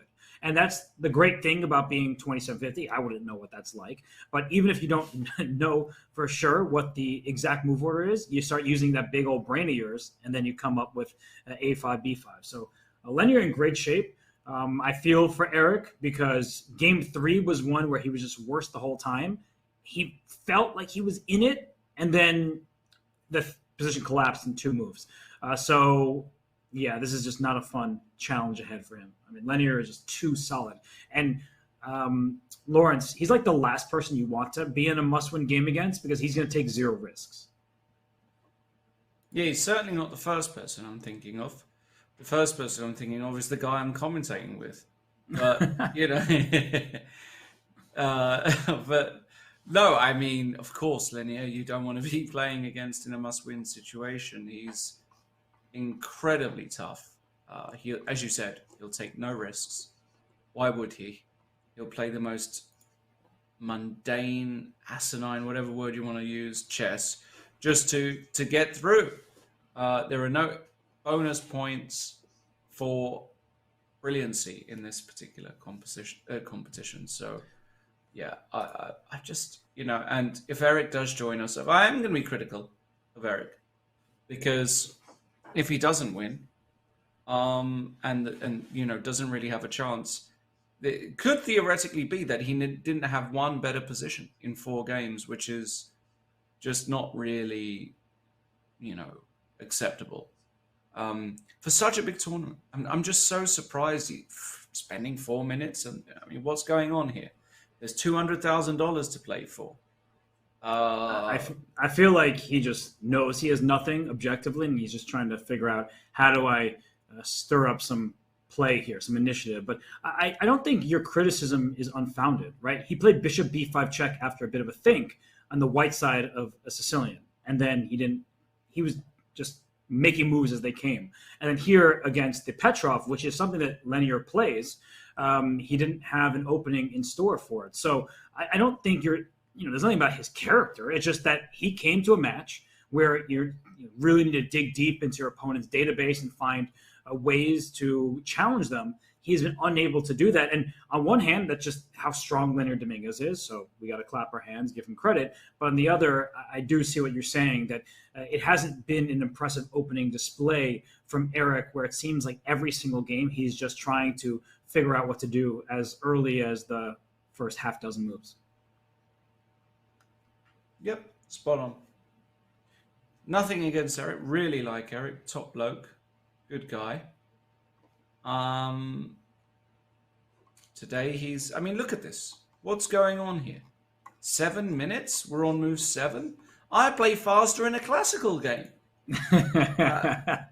You know, It's just a problem. I mean, he's thinking, can I take on e5 and do something like this? The answer is no. You end up losing a piece. Maybe there actually is counterplay for that piece. I highly doubt it.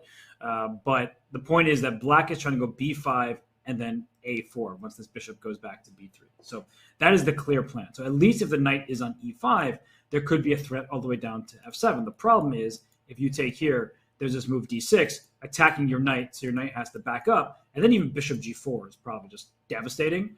But if not that, you could take and play b5, a4 anyway. So you can't take on e5. That's out the window. It's already crushing in black's favor. I don't really think you can take here. e4 is lose, b5 and a4 is still going to happen. I don't know, man. I really don't know. Yeah, it's not at all clear, is it? It's so bizarre watching. I mean, what are we watching here? Is this the global speed championships, or are we watching pairing from Vaikanze 1987?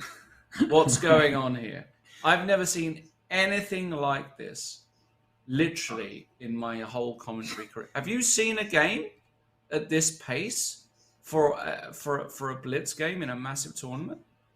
That's how I play.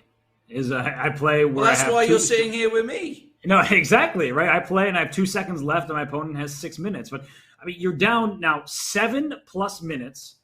You don't really know what to do. Your opponent clearly does by playing moves like c6 and a5. And now you're not going to have time to convert an advantage if you ever get one. So it's very strange. I think that Eric would be the first to admit that this game has really gone awry from move 6. But I don't think I've ever seen something like this, at least not in recent memory. Maybe, he's just... he went out last night, had a few too many ciders, and can't think. That's also a possibility. But, well. Okay, and he plays bishop b3 after... Bishop. Does that say 6.5 minutes? I mean, that's just completely insane. He's at 6.5 minutes in that move. Like, that's way... You could even just take on f3, play d6, play the calmest chess you want. Not a huge risk. Now, he plays d6 first. So Lenier knows what's up. I mean, this is very clear to me. Knight takes d4 is now possible. And if knight e2, the point is that if you play a4 and b5, the bishop gets to run to d3. So the bishop escapes. And we just saw, am I seeing this right? Knight g5? Yeah.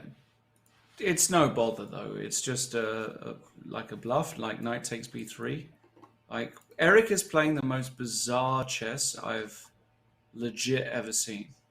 It's just nothing makes sense here. Knight takes b3 is not even forced, but it's probably best. Knight b3, a b3, h6, knight f3, any move, bishop e7, 2 bishops, and perfectly fine position, no advantage. In fact, if you look at the eval bar, you can see it's massively in black's favor already after 8 moves in a bishop e5, 4 knights. Not ideal, if you're Eric, not ideal.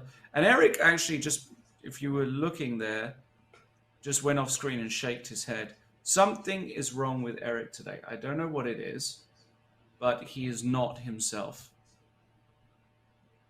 Yeah, I am concerned for him. But I will say that playing knight g5, trying to play f4, that is what you need to do. And when you're in a must-win situation, you might as well lose. Draw doesn't help your cause. Great, you lost 2.5, 1.5. That's no different than losing 3-1. And Eric knows that, and that's why he's making moves like knight to g5. But look at Lenier.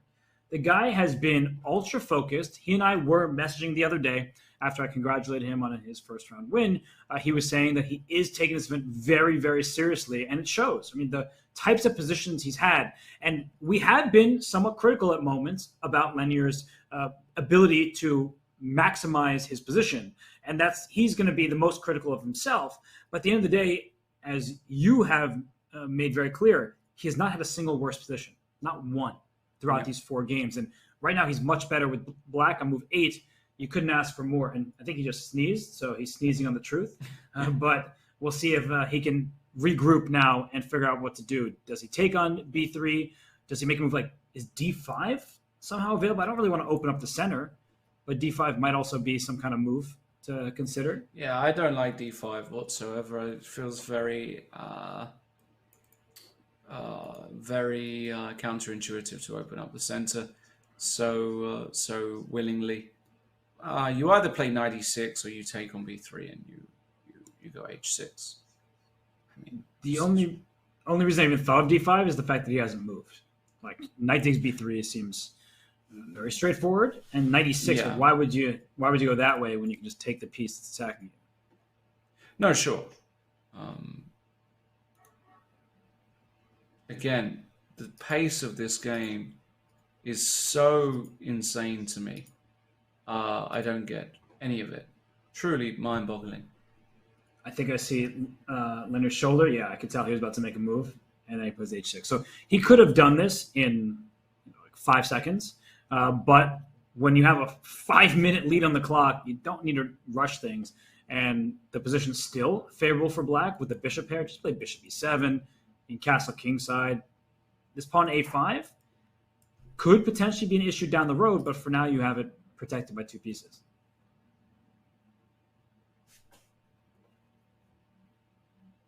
Eric does not look happy, Lawrence. He looks like he doesn't want to be here right now. I don't get it, though, because it's such a big tournament. It's so bizarre to me. Like, even just winning this is worth thousands of dollars in EV. Not just what you win for winning this match, it's the next match after and potential earnings. It's really weird.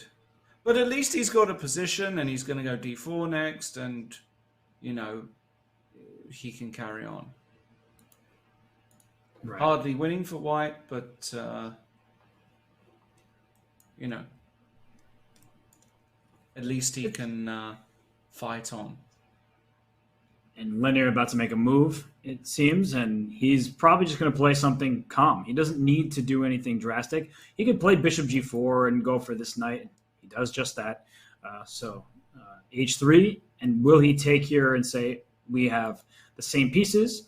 I mean, bishop h5, g4, that starts to give Eric some chances, right? Like, yes. At least that's a dynamic position. Hated bishop g4. I mean, it just looks... I'm going to be getting absolutely smashed in chat saying, how can you be disagreeing with all these grandmaster moves? Just because they're grandmasters doesn't mean they don't make bad moves. I mean, and also the engine bar is agreeing a lot of the time. I mean, who plays bishop? Really? Is he sacking? Is it like an immediate draw there? I don't think it's an immediate draw at all, is it? King g2? Let's see. G4, how bad is it? Ooh, slightly better for black. I mean, I'm taking that. I don't know. Let's see what happens. Okay. All right.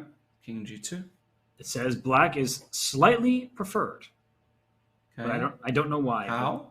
I would probably play queen f6. Queen f6, d3, and if queen g6, knight h4. So maybe queen f6, d3, bishop e7. Well, it's a moot point because he played d3 first. But something like this, that does start to feel a little bit uncomfortable, right? Like d3, if you make this move, then h5, and maybe I could just throw my pawn forward. Really? So simple, huh? How are you getting out of this pin? It's everlasting. Queen e2, queen e3, but maybe it's a bit... then h4, h3 is... That is true, actually. That's that's going to win. But that's why Eric went d3 first, and Leonard plays the calm bishop to e7. And I still don't like g4 for many different reasons, but I feel like the sack is available because then black will castle and play f5. So it's a good way to lose the game versus getting a chance to play for a win at some point. Really, though? Okay, king h1. Okay. Now he wants to go g4 in some position because there's a rook g1 available. So I'm playing queen d7. I'm stopping g4 in its tracks. Yeah, I like queen d7. Although maybe then the a5 pawn becomes a target with b4. Yeah, but bishop d8. Yeah, it's actually a really clever move. After b4, playing bishop d8 just to defend this pawn, and you want to open up the position for your bishops. So that looks like a very reasonable plan. So look at the clock, Lawrence. It's a 3-minute lead for Lenier, but the trajectory of the game, the evaluation is still the evaluation, but it feels like Eric is suddenly getting more chances. A rook g1, a pawn g4. He can think about different ways to obtain an initiative. I really didn't like bishop g4. Reminded me of the famous game. Capablanca Marshall. I thought you were going to say that, but you... I'm going to go 13? I don't have the exact date. Danya would know that off the top of his head, but I'm not as... Danya would know that. I should know that, but I don't. Knight d7. Reminds me of that. Knight e2. Basically, bishop g4 very early in these structures almost always doesn't work. I mean, it has to be very concrete. And now this knight e2 is a precise idea borrowed from that Capablanca Marshall game. Not really borrowed from that game, but we saw it there first, where the bishop now gets hit with tempo, and then you land a knight on f5 and you play g4. This is starting to be more and more appealing. So if you take, the thing is, the g file is open, and if we just put it here, white's trying to go f4 in addition to rook g1. And if you play g5, then you were saying the knight gets into f5. That's not fun. So d4 as well can help open up the center. So Lenier is going to think, do I actually want to take this knight on f3? Should I just castle and after g4 just bring my bishop back? But with the knight coming to g3, I am seeing more opportunity, even if I don't think that black is any worse. Yeah, I agree. And Lenier, again, just not really like...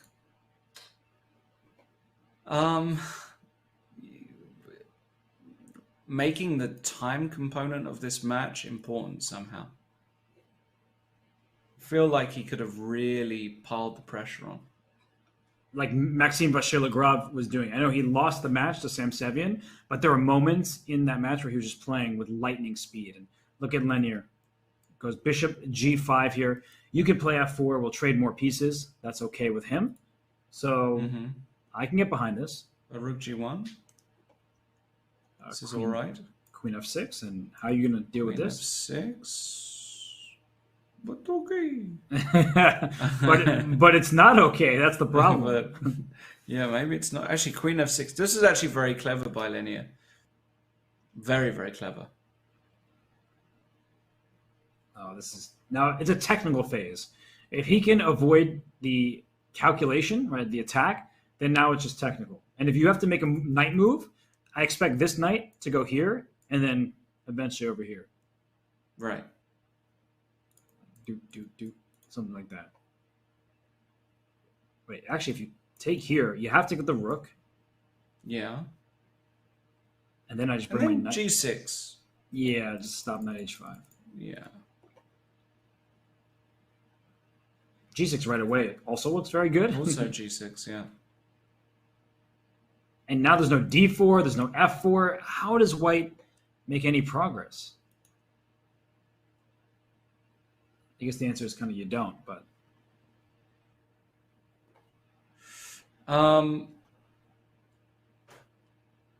Sub me in, coach. No, I'm staying on the bench. Eric has unbalanced the position, says GM Naroditsky, Danya in chat. What's up, Danya? Great to have you here.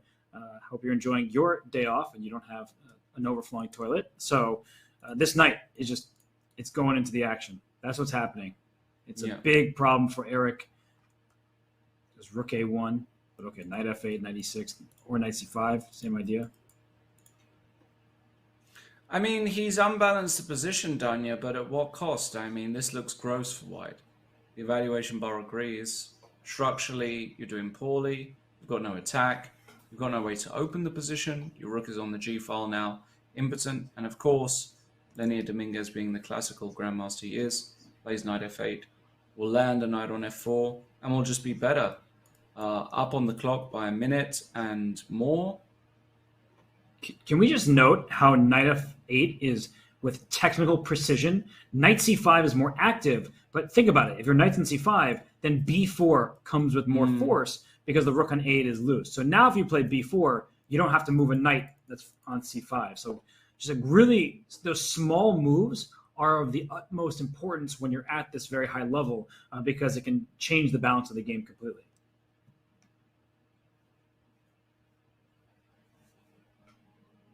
And yeah, and Eric, I mean, head in hands.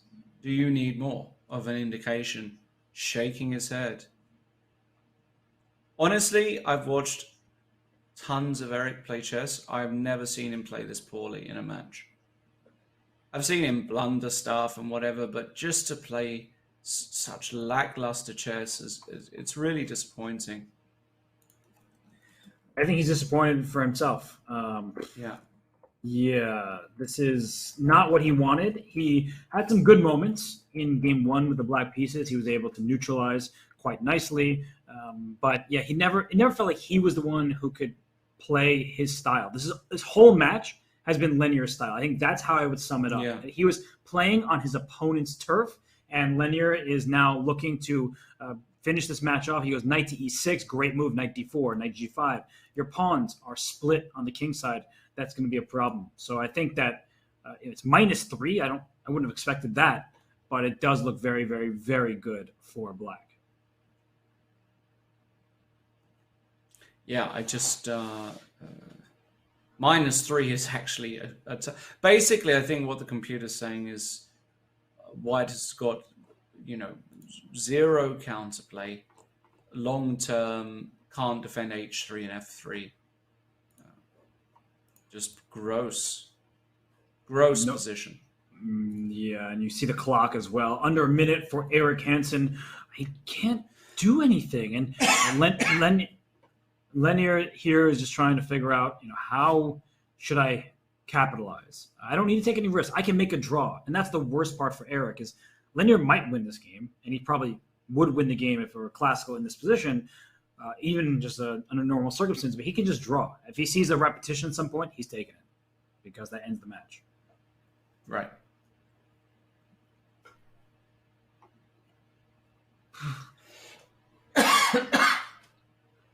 You good there, Lawrence? I'm all right. I'm just making sure, man. I'm choking like Eric. Oh my sorry. God! Sorry. That was my too soon. goodness! Goodness, Wow. I'm gonna get some heat for that one. Wow. Oh yeah, people are just going bro, to. They're gonna go off. Yeah, they're you gonna are. go off. You're. Look, I love Eric. He's like, we chat, we talk about NFL and basketball, and I love hanging out with the guy. I have a great time with it. He's a super cool dude.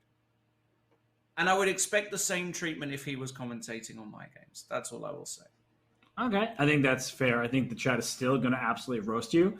So I don't. Luckily, I'm not watching, but yeah, you can let me know.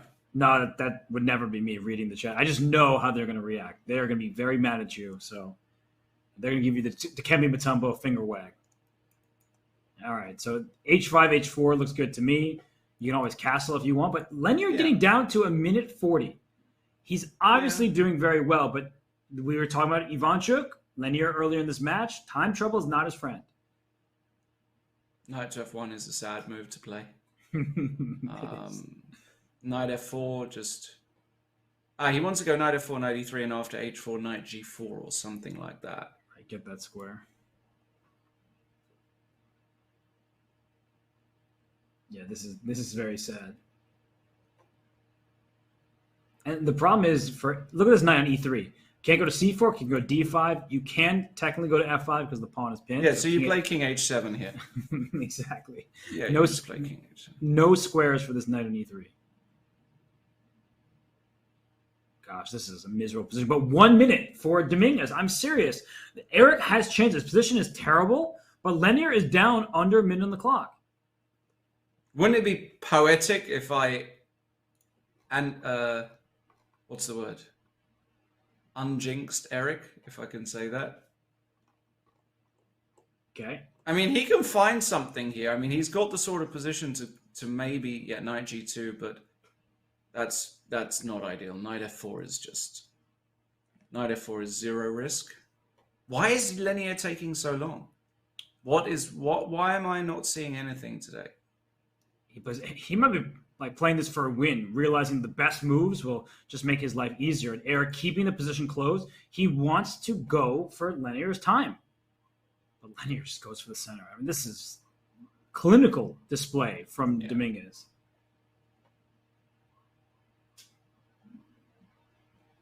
Now d5. You have a new area to attack. You just double your rooks, open up the d file, and that should be decisive. Yeah, but good. We need 2. Rook d7, rook d6.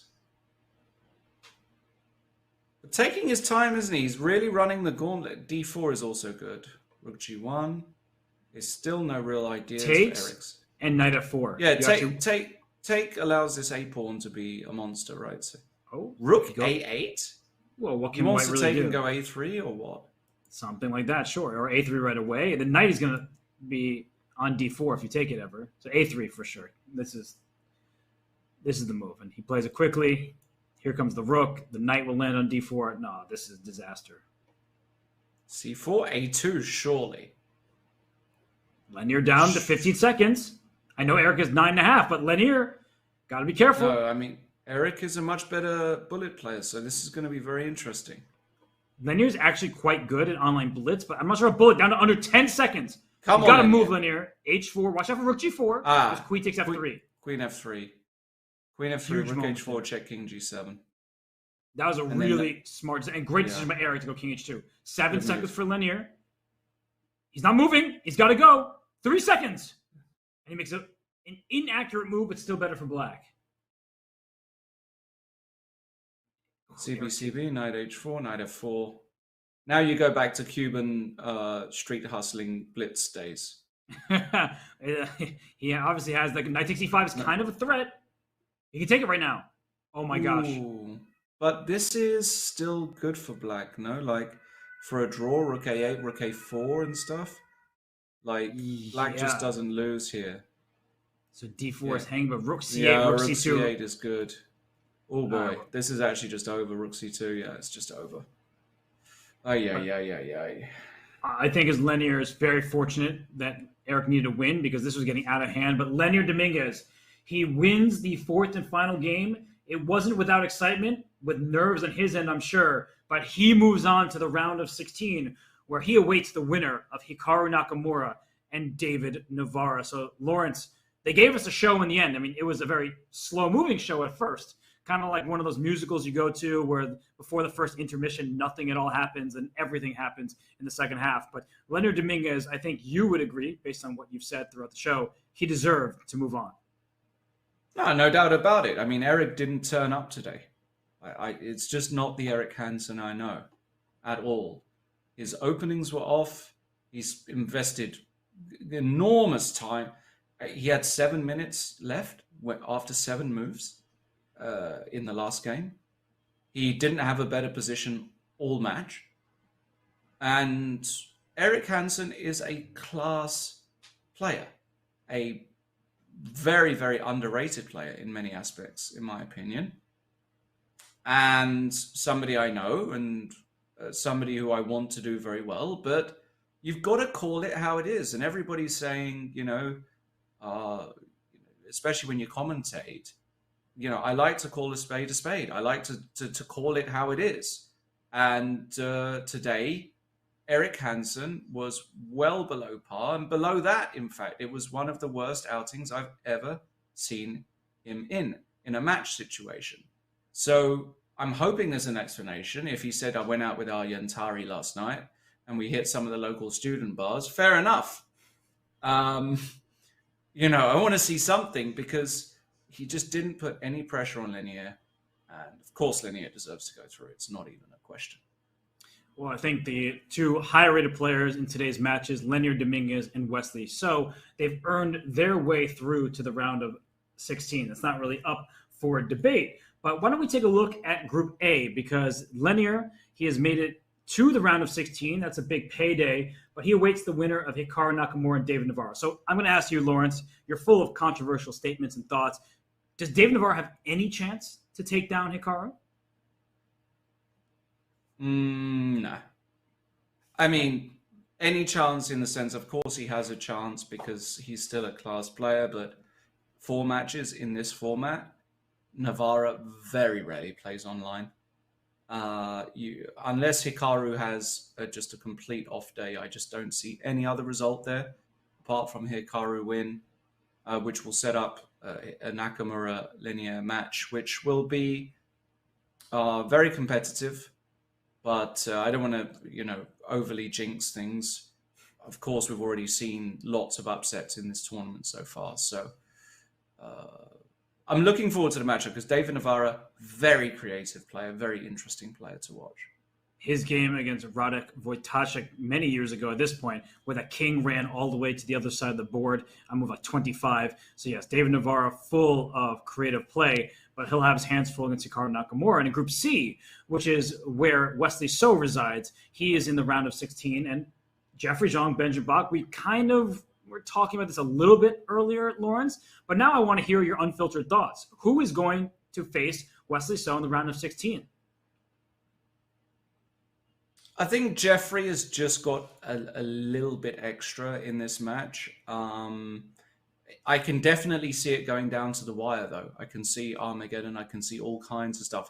This is not going to be a 3-0 whitewash like we've seen today.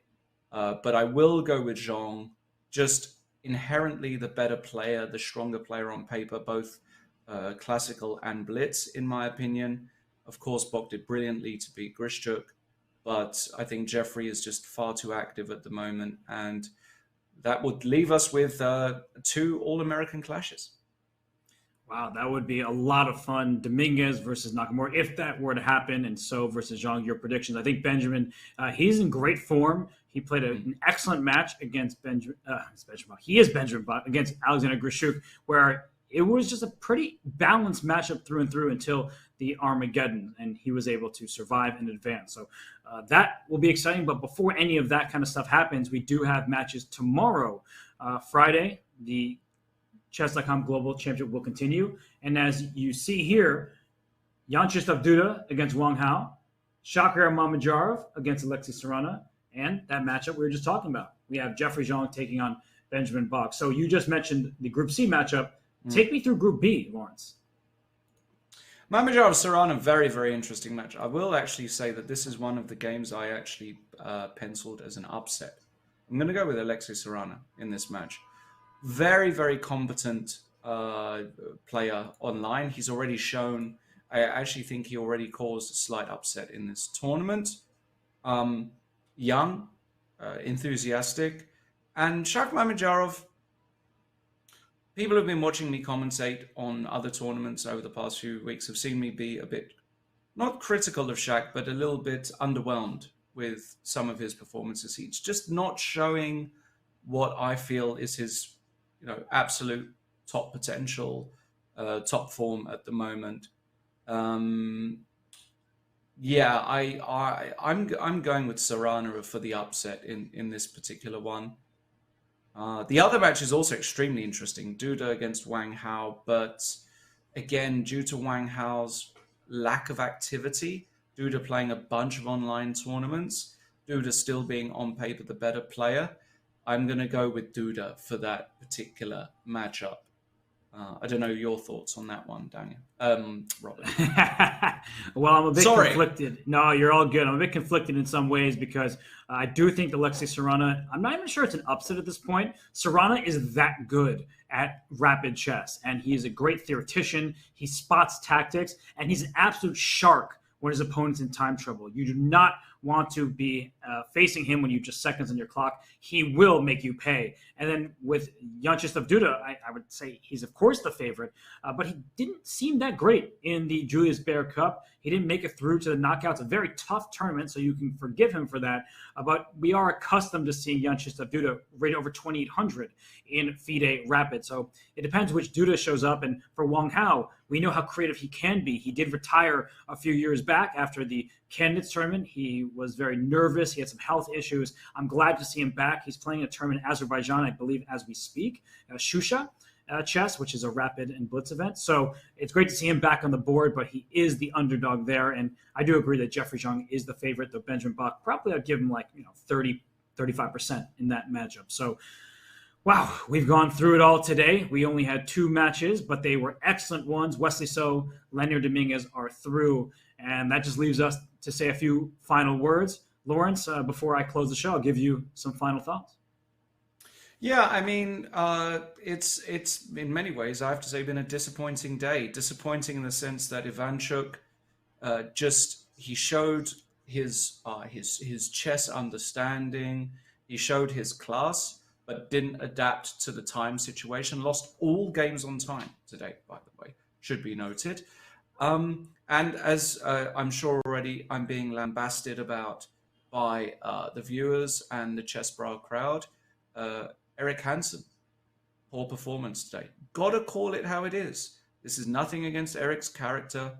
Great guy, great for chess.